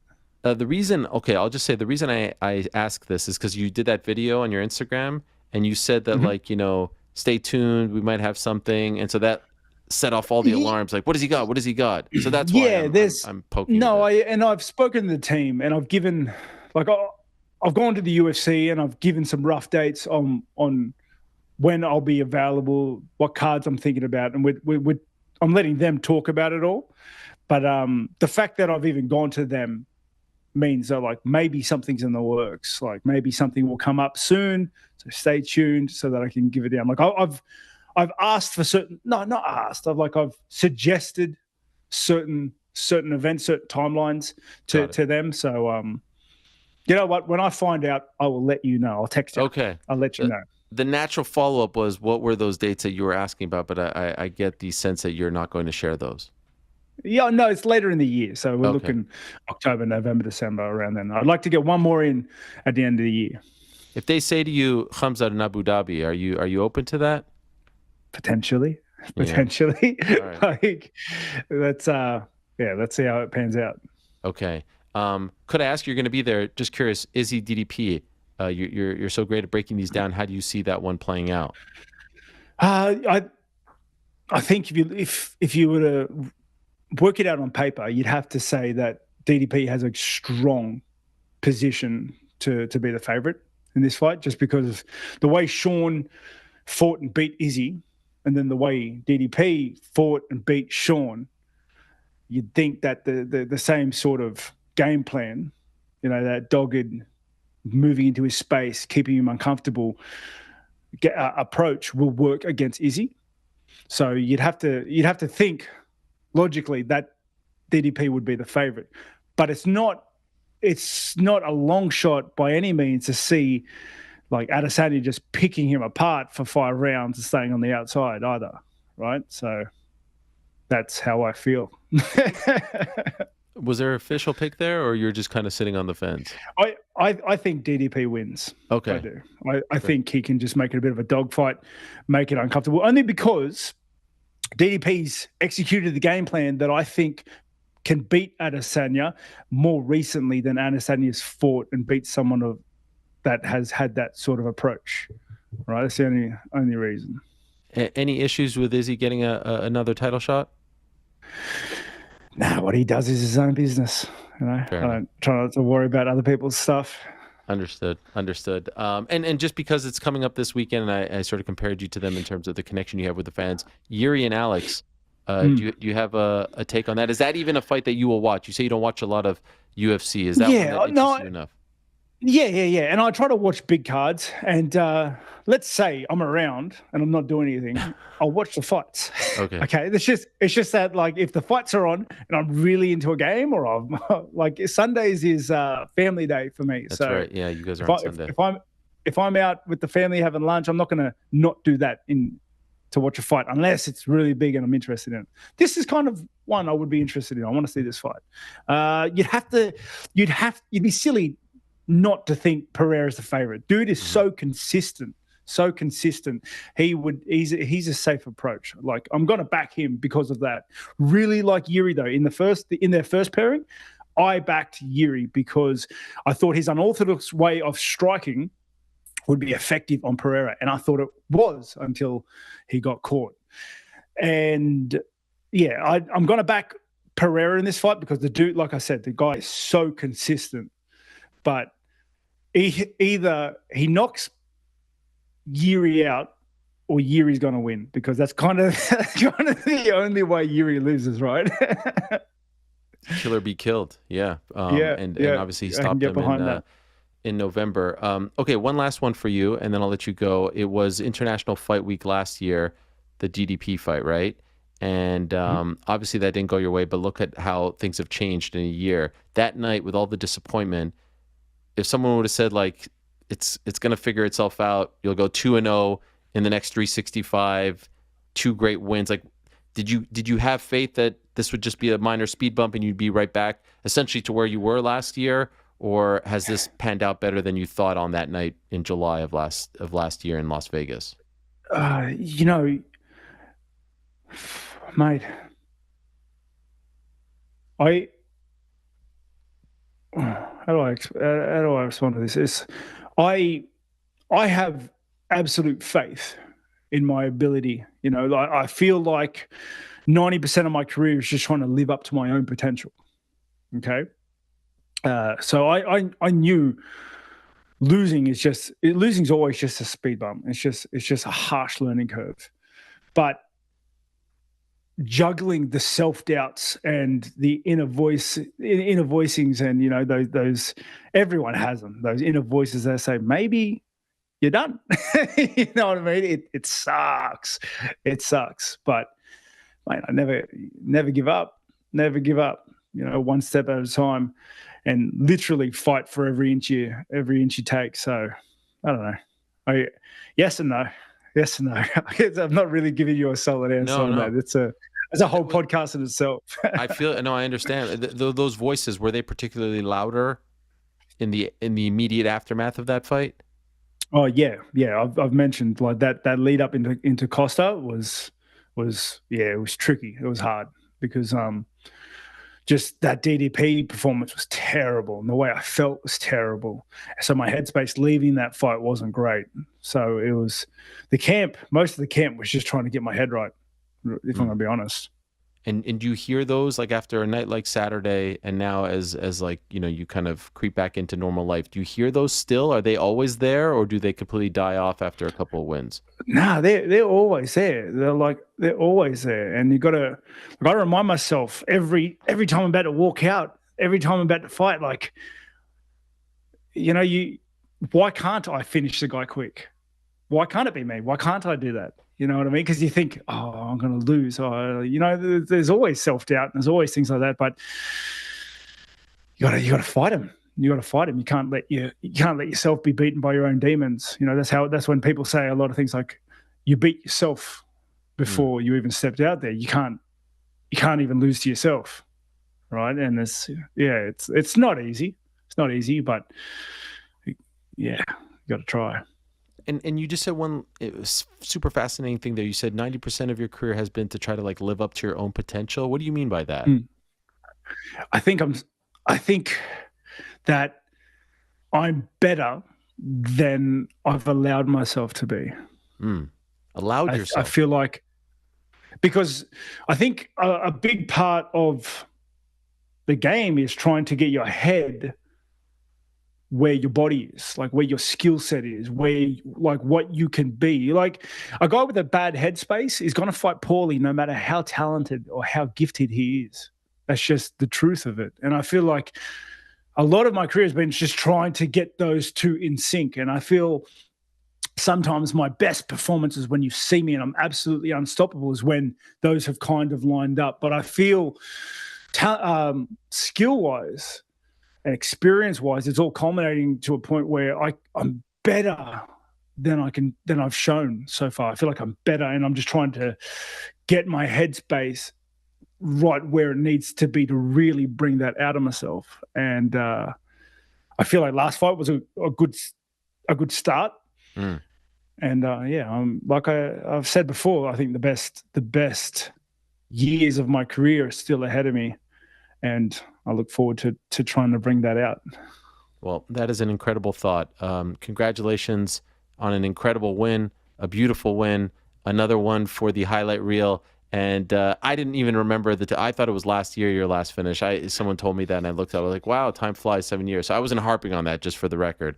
It's always a pleasure to watch you compete and fight, and obviously to speak to you as well. So honestly, I hope you get well soon. It doesn't sound fun, so hopefully that resolves itself soon, and we'll see you back in there later on this year. Thank you as always, Robert, and congratulations on a phenomenal win.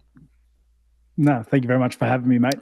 What a guy, that Robert Whittaker. Thank you so much to him. And again, we don't often do pre-tapes. Probably haven't done 5 since we've been back here, and maybe 5 in the history of the show. There wasn't really a way to do them back in the day.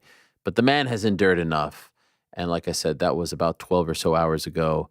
And the time difference is just brutal in the summertime. It's just absolutely brutal.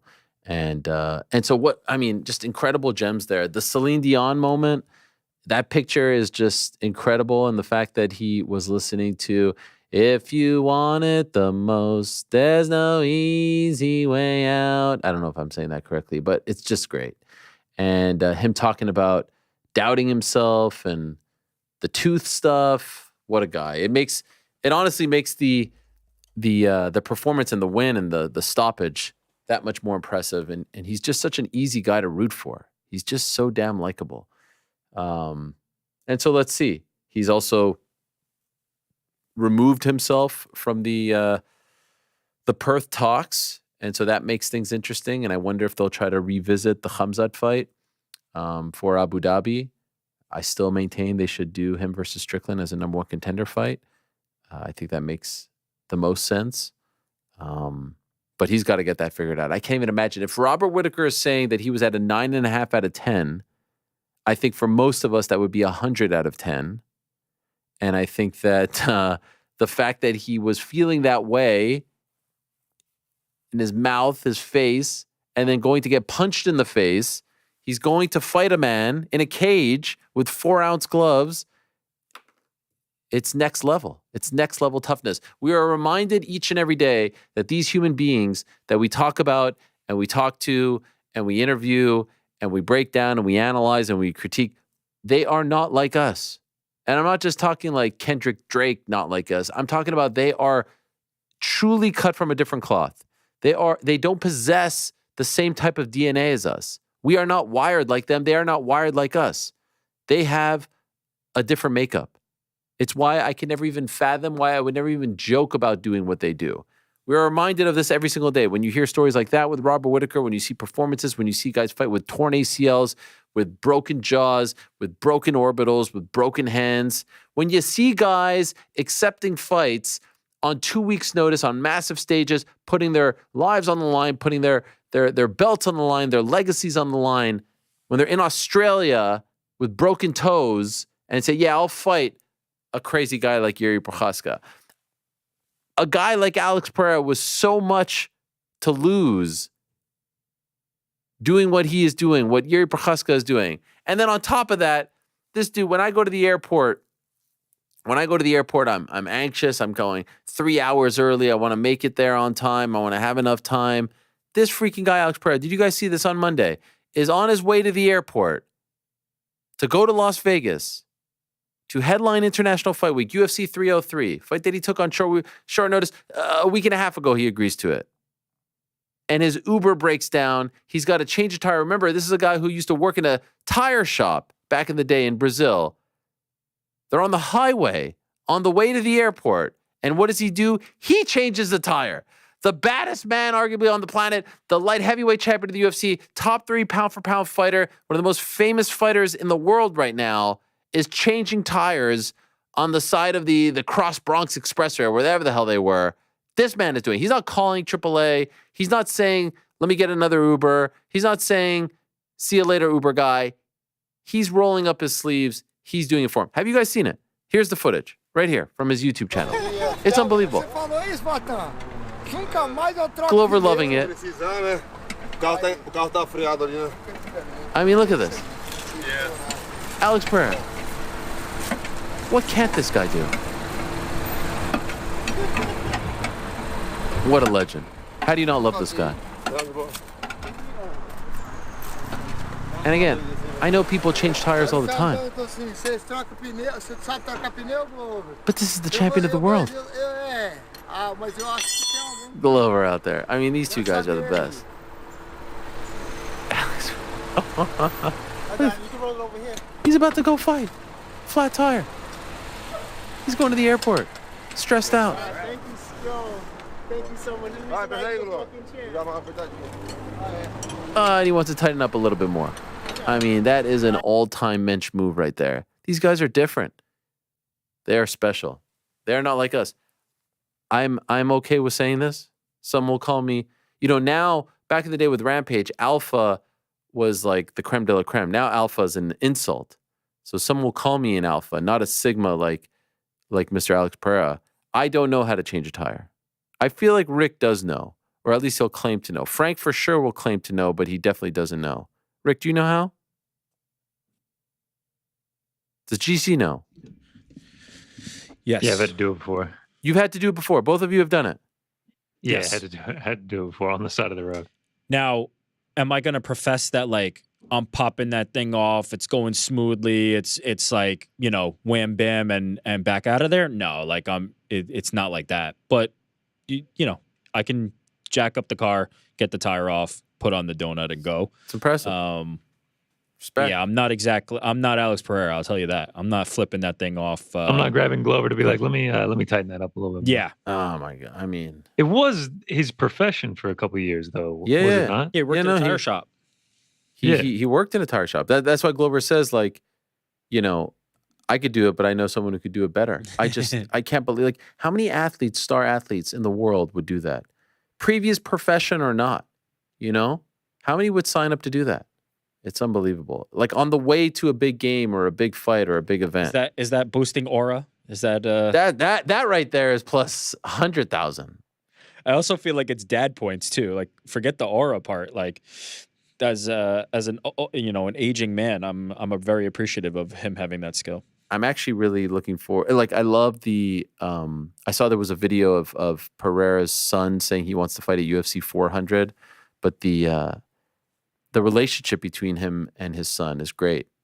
He is more and more visible in the buildup, and we're getting to learn more about Pereira. And he's just such a likable guy. He really is. These guys are just so fascinating on so many different levels. By the way, I failed to mention this to Eddie Hearn, but AirPod AJ was back today. I don't know if you guys saw the face-off outside Wembley. Still rocking the AirPod. Daniel Dubois rocks up wearing the three-piece suit. AJ, I think we have the footage, rocks up wearing the beater and here he's wearing the T-shirt, and he's still rocking the AirPod at the presser. Outside, he was rocking the AirPod too. And it's the old AirPod. It's not even the new AirPod. It's like the Gen 1 AirPod. It's unbelievable. Oh, there he is. AirPod back in. With the tank top and the gray sweats. Dubois coming with his Sunday's best. Love it. What is he possibly doing with the AirPod? I don't think he's listening to anything. I think it's just like a comfort thing. It's a look. It's a look for sure. But what? There's no way he's just wearing that thing 24/7, that he's doing these important things like face-offs and press conferences that he doesn't forget to put it in. Do you think that it's a sponsorship look? Like, do you think he's doing it? No, he's just doing it. I think he's just doing it. I think it's just a look. It's wild. I love it. I think it's fascinating. I've never seen someone stick to the gimmick that much. There used to be like people back in the day that would wear the they would wear the Bluetooth thing all day, which I always found weird, and it would be beeping, and I felt like it was just giving them brain cancer. I don't think I was at the gym this morning, and there was a guy hooping with a Bluetooth in. Okay, that's weird. Where are you going? LA Fitness? I'm not going to reveal names. It's an exclusive club here. It's not a chain. And they've got indoor courts. Oh yeah, several indoor courts. Wow. It's cold nice. plunge, sauna, sauna, steam room, no cold plunge. Not that nice. It's not the UFC PI. Hot tub, but it's nice. Oh yeah, hot tub. Man, living good over Anything there. you can imagine, except for a cold plunge. A lot of questions, by the way. I mean, during the pre-tape there, I was reading so many good questions about all kinds of stuff. Congratulations to the 4 Panthers fans who celebrated the win on Monday. All kinds of hockey questions. There was one good one that I wanted to mention because it ties into what we're about to do. From Marcelo, dear Rizwani, he says, "What I'm about to ask must be the most talked about topic in the community, but it seems nobody has the balls to ask you." This doesn't count as an official, but I do appreciate that we're sticking to it. So I'll drum up the courage and just say it. What happened to the Parlay Pals order generator? Not only is it not shown on the stream anymore, but clearly Frank doesn't even know how to use it properly. It used to be truly random, but now we just don't buy it. Is it time to finally spill the beans? I feel like spill what beans? He's claiming that the order generator isn't being used anymore, that it's not random anymore. No, it's definitely random. It's still being used. Well, he's wondering why it's not being shown. Oh yeah. It's just not ready to go back on air. Okay. Yeah. All right. Well, with that in mind, time now for the annual International Fight Week Draft. Da da da da da da da da da da da da da da. All right, I can feel the excitement. It's palpable. It's exciting. People are pumped. There's boots on the ground in Vegas, not by any of us, of course, but there are people there. And by the way, congratulations to all the people getting inducted into the Hall of Fame. Ioanni Jacek, Vanderlei Silva, Shogun Hua, Frankie Edgar, Chael and Anderson, which I still don't believe you can call yourself a Hall of Famer. You were in a Hall of Fame fight, but I don't think that makes you a Hall of Famer. Shout out to Antoine Evans. On. We got to let him slide in. No, listen, I'm just saying. Rules are rules. All right, so how are we doing this? International Fight Week Draft. Tell us the rules, GC, for all of those who may be new to the show. What exactly is going on here? Yeah, so if we throw my screen up here, we've got a brief explainer up top. We're each going to go through. We're going to do the snake draft per usual. Love it. And it'll be me, you, and Rick, since unfortunately Frank is not here today. You know, we didn't want to throw him on auto draft or anything like that. We'll draft 5 fighters each. So 15 fighters total between UFC 303. PFL 6 is also available if you want to make a pick from there. The result from your fighter: a win gets you 3 points, a win by finish gets you 4 points, and a win by first round finish gets you 5 points. But a loss by first round finish gets you -1 point.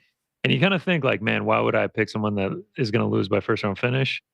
It has happened several times and made a difference in the outcome both years that we've done this. So that's how we're going to do it. We can choose between, I don't know if you've seen the cards. Shout out to Diaz Twins MMA. That's what we're looking at 303. And then we go over to Tapology. A lot of fights to choose from. A lot of fighters. Yes. PFL stacked up. 11 fights on that card. Wow. So lots to choose from. The world is your oyster. As far as order. Wait a second. What about Invicta FC 55, CBS Sports Network, Friday night? Go ahead, man. I had my eye on one of the fights. Which one? I don't want to give away my pick. I might be stashing it. Okay. I might be drafting and stashing, you know? All right. Just saying. All right. Sorry to interrupt. Main event? Listen. I don't want to give it away. Okay. We're saying that everything's available, right? Sure, you can go to Invicta. All right. What about Power Slap? Are there even Are odds? you looking to get Paige Van Zandt? Yeah, you know. There are odds. They legit books do odds. I mean, offshore books. I mean, you could bet on our guy Ben Davis in Karate Influencer this weekend. Wow. Minus 215 favorite. Yeah. Minus 215 favorite. I actually feel like yeah, power slap would mess it all up because like, they're all kind of finishes, right? There's like you're not kind of playing with the same rules and all that. Right now, Paige Van Zandt, your underdog plus 110. Uh-oh. Christine Walmerans minus 130. Big. Don't sleep on the crazy Hawaiian. He's minus 235. Oh yeah. Big favorite. All right. And so are you going first based on that graphic?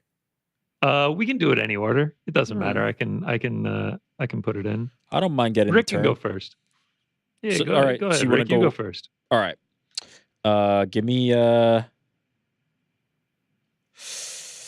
Give me Payton Talbot. You can't. What the fuck? That was my pick. What do you mean? I'm going first. Oh, by the way, why did you just get to go first? Because he decreed it. He did the randomizer in his It's a head, snake and he said draft. to me, What snake draft? It doesn't make a difference. Why am I in the middle? It "All doesn't right, make you a go. difference. You go first. It actually does. It actually does make a difference. All right, go first. he got the go biggest first. Then you'll have no excuse when you come in last. I just Go want to. first I then. just want to know how we came to the conclusion that you 'Cause or Rick we goes have first, the and I graphic wasn't. here. I was not in the running for first. I just want We to know have why the I was not graphic in the here. discussion. because we have the graphic We were here on and the you're ends. in the middle of it. Yeah, we're on What? the ends. Well, Just oh, makes it easier. Nah, that's fine. I don't want to go first. Go first. Listen. You No. you demanded the live action graphic that we can fill out as we go. I didn't demand it. Now I just you thought it have would to- make for you a have better to eat your segment. crow on Go ahead. on not getting first pick. Okay, go ahead. Fine. You want got Payton it, you Talbot? got It's a it. snake draft. It all evens out in the end. All right. You want Payton Talbot?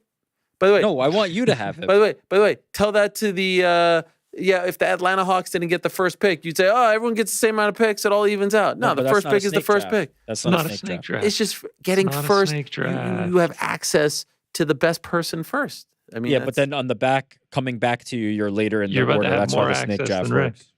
works. okay. So who's second? I will go You're second. second. No, I'm not Oh. doing this. Joe Pfeiffer. All right, Big Joe Pfeiffer. Yeah, my guy. Can't believe you took Payton Talbot. You had him on the show today. At least you didn't pick That's why I against. picked him. What do you mean? At least I you love didn't- him. At least you didn't pick against. Gotta him. support. Gotta support the guy.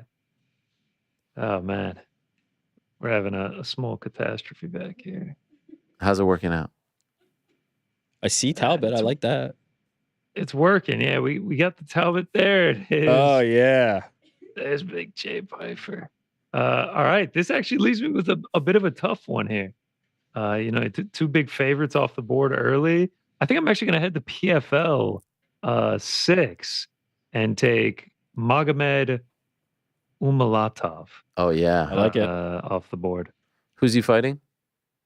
Brennan Ward, actually, Oh wow. Okay. I dig it. which brings us right back to me. Oh okay.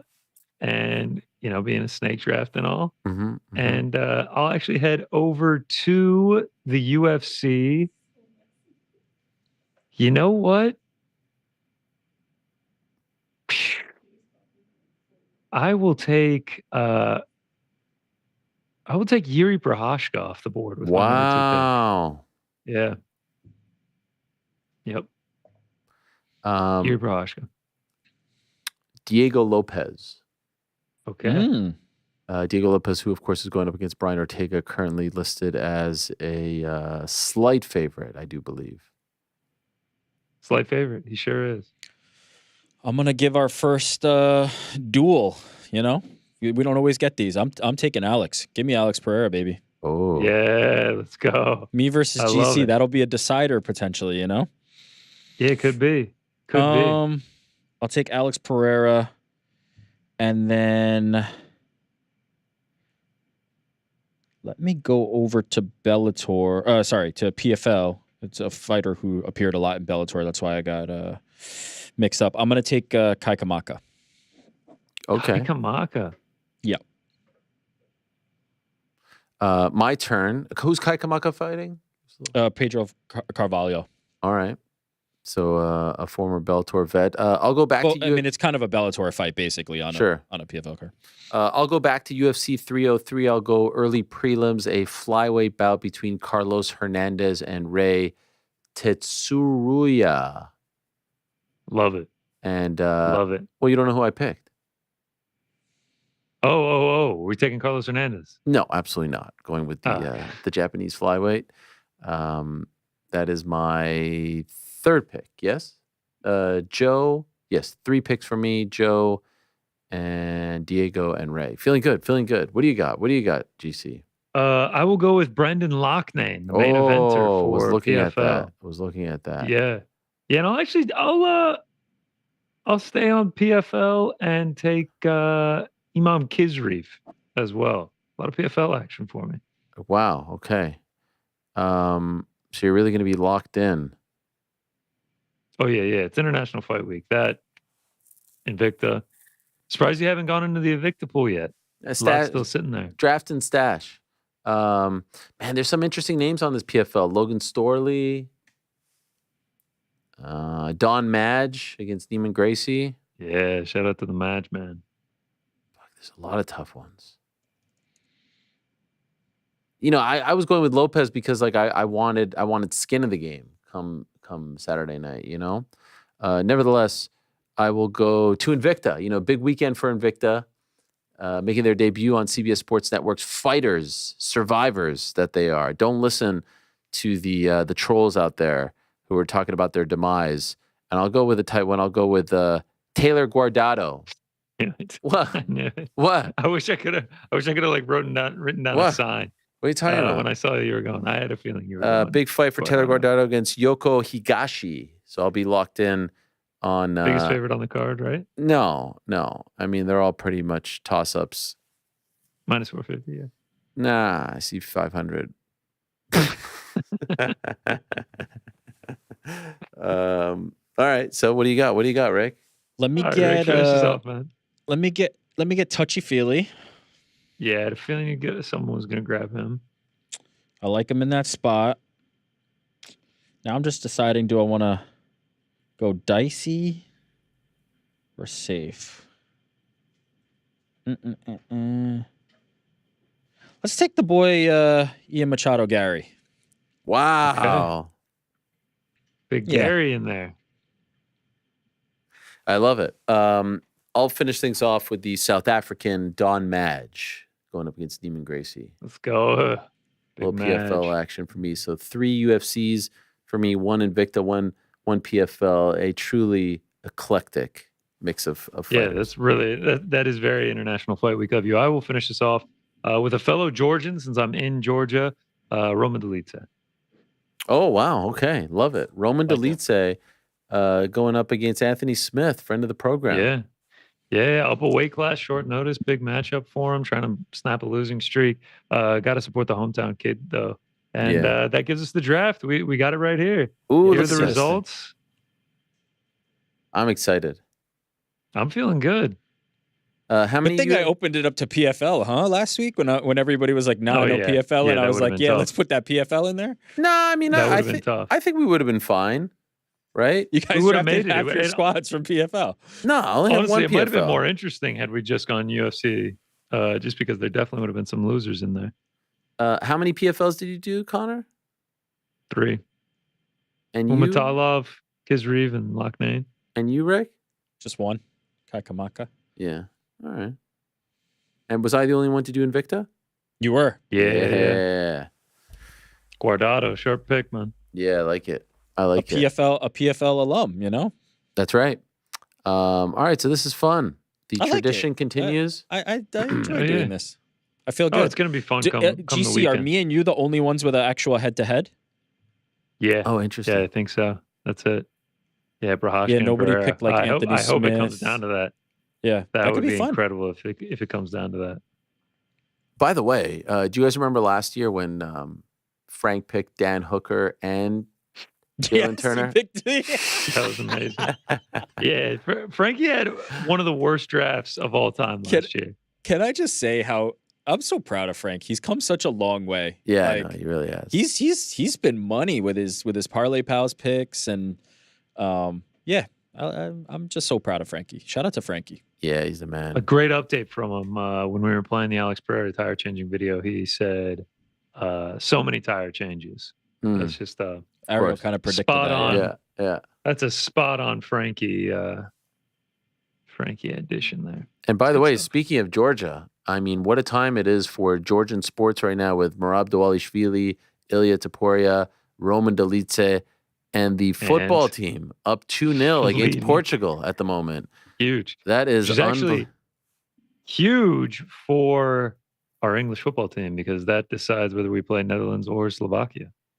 If Georgia wins, England gets We'll play Slovakia? Wow. Yeah.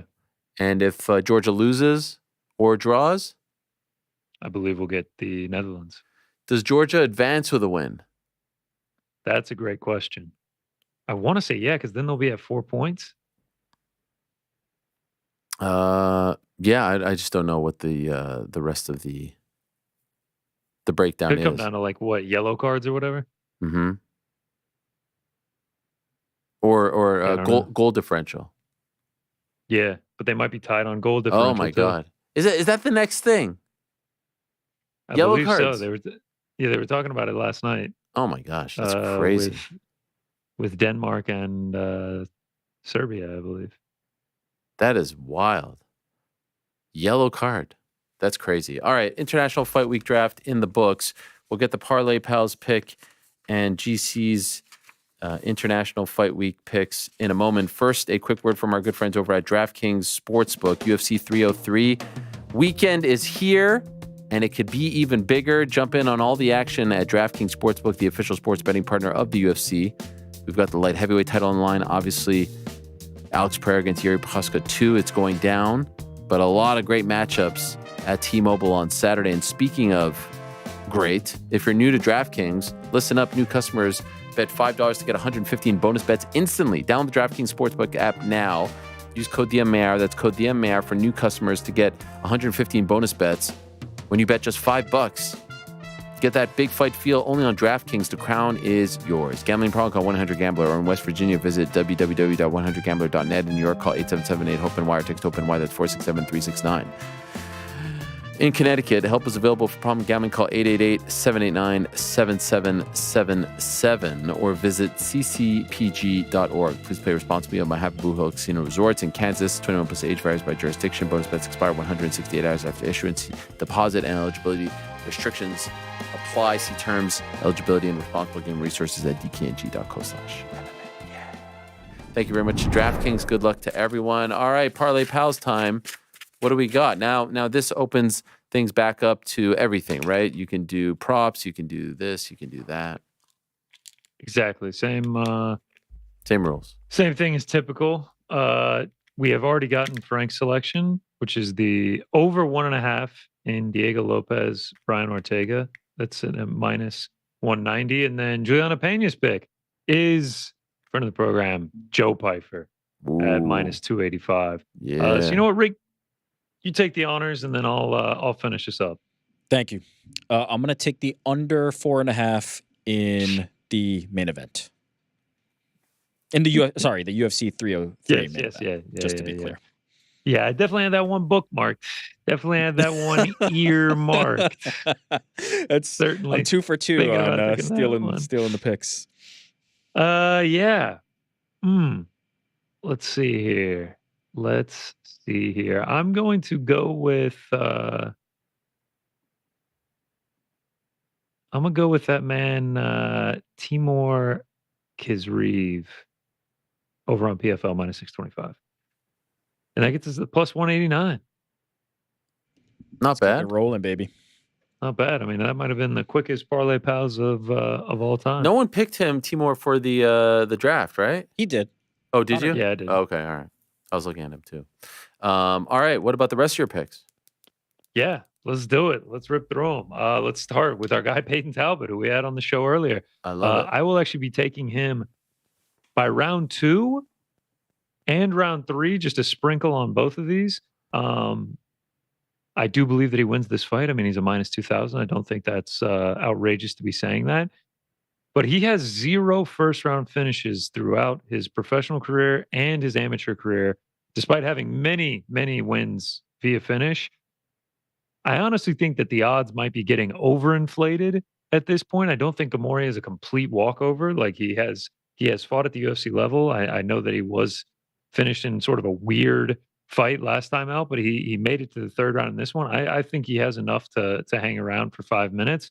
And then you're changing a minus 2,000 to plus money at that point when I think he's very live for a finish. So round 2 and 3, if your book offers around 2 or 3, that would be nice as well. But yeah, just a sprinkle on each of those for Payton Talbott. And we continue to roll along.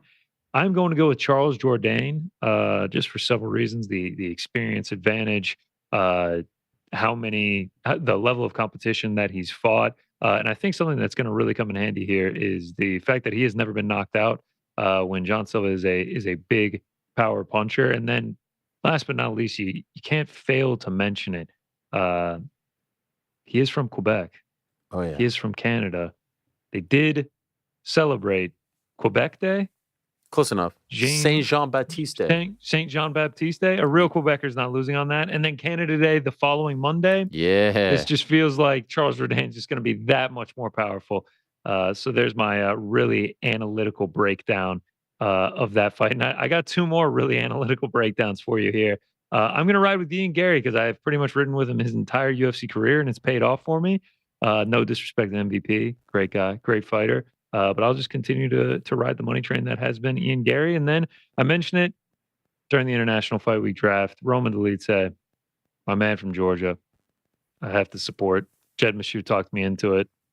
Watch party will be at Jed Meshew's house this weekend in the state of Georgia. So 2 Georgians supporting a Georgian. And that's what we're going to do. We're just going to blindly ride with Roman Dolidze because he is from Georgia, just like us. And then a parlay that I like very much is actually 2 legs of the Parlay Pals. Joe Pyfer, I think he bounces back here. Jack Hermanson, I know he lost that fight, but if that's a 3-round fight, he wins it. And I think it was just a good vet lesson. He didn't take a ridiculous amount of damage. He obviously didn't get knocked out in that one. I think he's going to learn from this. And I think he's going to come back and bounce back with a win. He's still very young. And then Yuri Alex fight doesn't go to a decision. Yuri has not been to a decision in 8 years. And Alex, 6 of his last 7 have not gone to a decision. I don't see this one going to the scorecards. And those are the picks. UFC 303, International Fight Week. Let's go. Hyped. Oh, hyped. It's a great time. It's a great time. I think it's the first one ever in June, but there's been some iconic moments. DC becoming heavyweight champion, Conor and Mendez. I'll never forget UFC 73 Stacked, my birthday party, when I tried to convince all my friends and family to come out to watch a show that was entitled Stacked, and it ended up being a total snooze fest. But we did get the great Kenny Florian, who wants to see fights finished at 155 rant. And I think that was actually the last one, if memory serves me correct, because then it was 780, just trying to think, 88. It might have been 86. I think that was the last one that wasn't in Vegas for the July 4th weekend show, or close to it. So it's a great time in Vegas. It's obviously very hot, but I love it that time of year, and some great memories there. And so if you're flying out there, again, going to the Hall of Fame, if you're going to, I still think that other shows should do events. You know, I still think that if I'm like PFL should be doing an event on the Friday, in my opinion, in Vegas, or Invicta's show should be in Vegas. Like they should treat it like WrestleMania week, where all the smaller promotions just have like a 2 p.m. show, or a Thursday show, a Wednesday show. Like, give people a reason to just spend 3, 4, 5 days in Vegas and just immerse themselves in MMA. Hall of Fame's a great addition. The X autograph signings, the Expo used to be a really great thing. But it's all a very fun time. It's all a very fun time. So I'm looking forward to it. And you guys are doing the watch party. That's cool. And so good luck with that. And I also wanted to wish the best of luck to OGs of the MMA media game, the boys over at Submission Radio. They announced that one member of the team, Casper, is going to be moving on to other endeavors. They've been doing this for a very long time. They've been consistent. They've been working hard to build their brand. They were a partner of SB Nation under the Vox umbrella. And, they've been doing this for, I think, over a decade. Mainstays, and especially in a market that wasn't as hot as it is now for MMA, Australia, that is. Really, really impressive what they've built, and wish them the best. I know that the brand is going to continue with Dennis, but want to wish them the best, and congratulations on a great road and a job well done. So well done to them on everything that they've accomplished, covering MMA for all these years, all over the world. It's not easy to do so from all the way in Australia, and they've done a great job of that. All right, I think we are done. Anything else that we need to talk about, or that's it? I mean, Mikal Bridges, the vibes are high. Euro, Copa, International Fight Week, Canada Day show on Monday. I don't know what we got planned for that. You gonna be dressing up the studio for us on Canada Day, GC? Yeah, I might have to. Maybe throw a maple leaf behind me. Maybe throw my best denim on. Actually, you know what? I don't think I have my full denim. The tuxedo. Here. Obviously, I don't think I have it down here. It's 99 out right now, so forgot to pack it. But yeah, I might throw a maple leaf behind me. Get the flag going. Wimbledon's about to start. Tour de France starts. Yeah. I mean, it's a good time in the sports world. To be clear, I was actually talking about this studio. Oh, with the decoration. Oh, this is awkward now. Yeah. Maybe Frank will step up, or Rick, since he's here twice a week now. There are 5 other people back there. I just want to. This is your thing. This is your thing. I want to throw it out there. No one does it better than you. There are 5 other people that claim to be a part of this show staff. No one does it better than you. No one else has tried. I mean, we might be sleeping on one of the greatest interior designers of all time, and we have no idea. Someone's got to, you got to try first. Well, I look forward to it. A special Canada Day edition of the program. Funny, we get off for July 4th around here at Vox, and all kinds of holidays, but not Canada Day. Not July 3rd. Not July 3rd. What July 3rd? That's a holiday too. I mean, that's what they say. FOH. Wednesday before Thanksgiving. Nah. Oh, yeah. You love that. You love the Wednesday before Thanksgiving. Wednesday before July 4th. No. You get the Friday after usually, but not, if it's a Thursday thing, long weekend. Be sure to take a summer Friday. Thursday? Wait, if it's Thursday, you get the Wednesday off? Is that a thing? Are people now getting... Make it a 5-day weekend. It's summer, man. Rick's clued into the corporate speak. Is July 3rd a holiday now? Yes, it is. Fuck out of here. Come on. What do you mean? You have to prep. You have to plan for. You have to plan and prep for your July 4th. So yeah, it's become a thing. We should be off on Wednesday, is what you're saying to me? I didn't suggest that. Wait, we're not off on Wednesday? You're not even wearing pants right now. You just rolled out of bed. Me? Yeah. Yeah, actually, technically, I'm not wearing pants. You won't even be able to see them because they're camo. I mean, great. I got the Georgia uniform on here. Brave shirt, camo shorts. I'm ready to do it, man. Yeah. This is Georgia through and through. I can't believe, by the way, that we are actually into July. That's crazy. That is scary. Where has the time it's gone? Scary. Where? I mean, this year I can remember January 1st like it was yesterday. Award show. We're now talking about half year awards. WTF. Might as well already be January 1st of 2025 at this point. Might as well. But it is not. It's June 26th, and it's a great time to be alive. Thank you very much, gents. Enjoy your weekend. Enjoy the fights. And thank you very much to everyone who has tuned into today's program and who sent in questions as well. We can hit the music. It is time to go. We have said it all. We have done it all. And that's it. Another edition of International Fight Week upon us. I'll be watching the Hall of Fame. I'm looking forward to it. I'm not really sure. Does it air on ESPN Plus? I think so. Or maybe it's Fight Pass.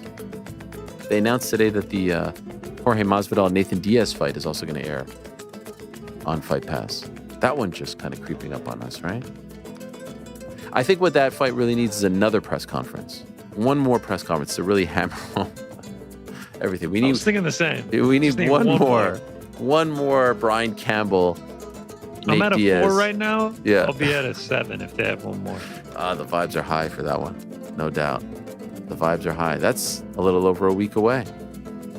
Next weekend. in Anaheim. Nothing says 4th of July weekend like Diaz Masvidal 3, but in boxing. Yes. So stay tuned for that. But for now, we're out of time. Thank you very much to everyone who tuned in. Thank you very much to everyone who joined us on today's program. Eddie Hearn, great stuff from him. Can't wait for that press conference tomorrow. I'll be locked in. And by the way, the host of today's press conference, Ariel, I consider a good friend. That wasn't a shot at him. He's just doing what he's asked to do. And sometimes I've been in that position as well. But the whole format should change, just like the IBF thing should change as well. The mandatories and all that nonsense. Alas, I digress. Thank you to Eddie Hearn. Thank you to Payton Talbott. Thank you to Devin Haney. Thank you to Robert Whittaker. Thanks to them. Thanks to you. Back on Monday, same time, place. Peace.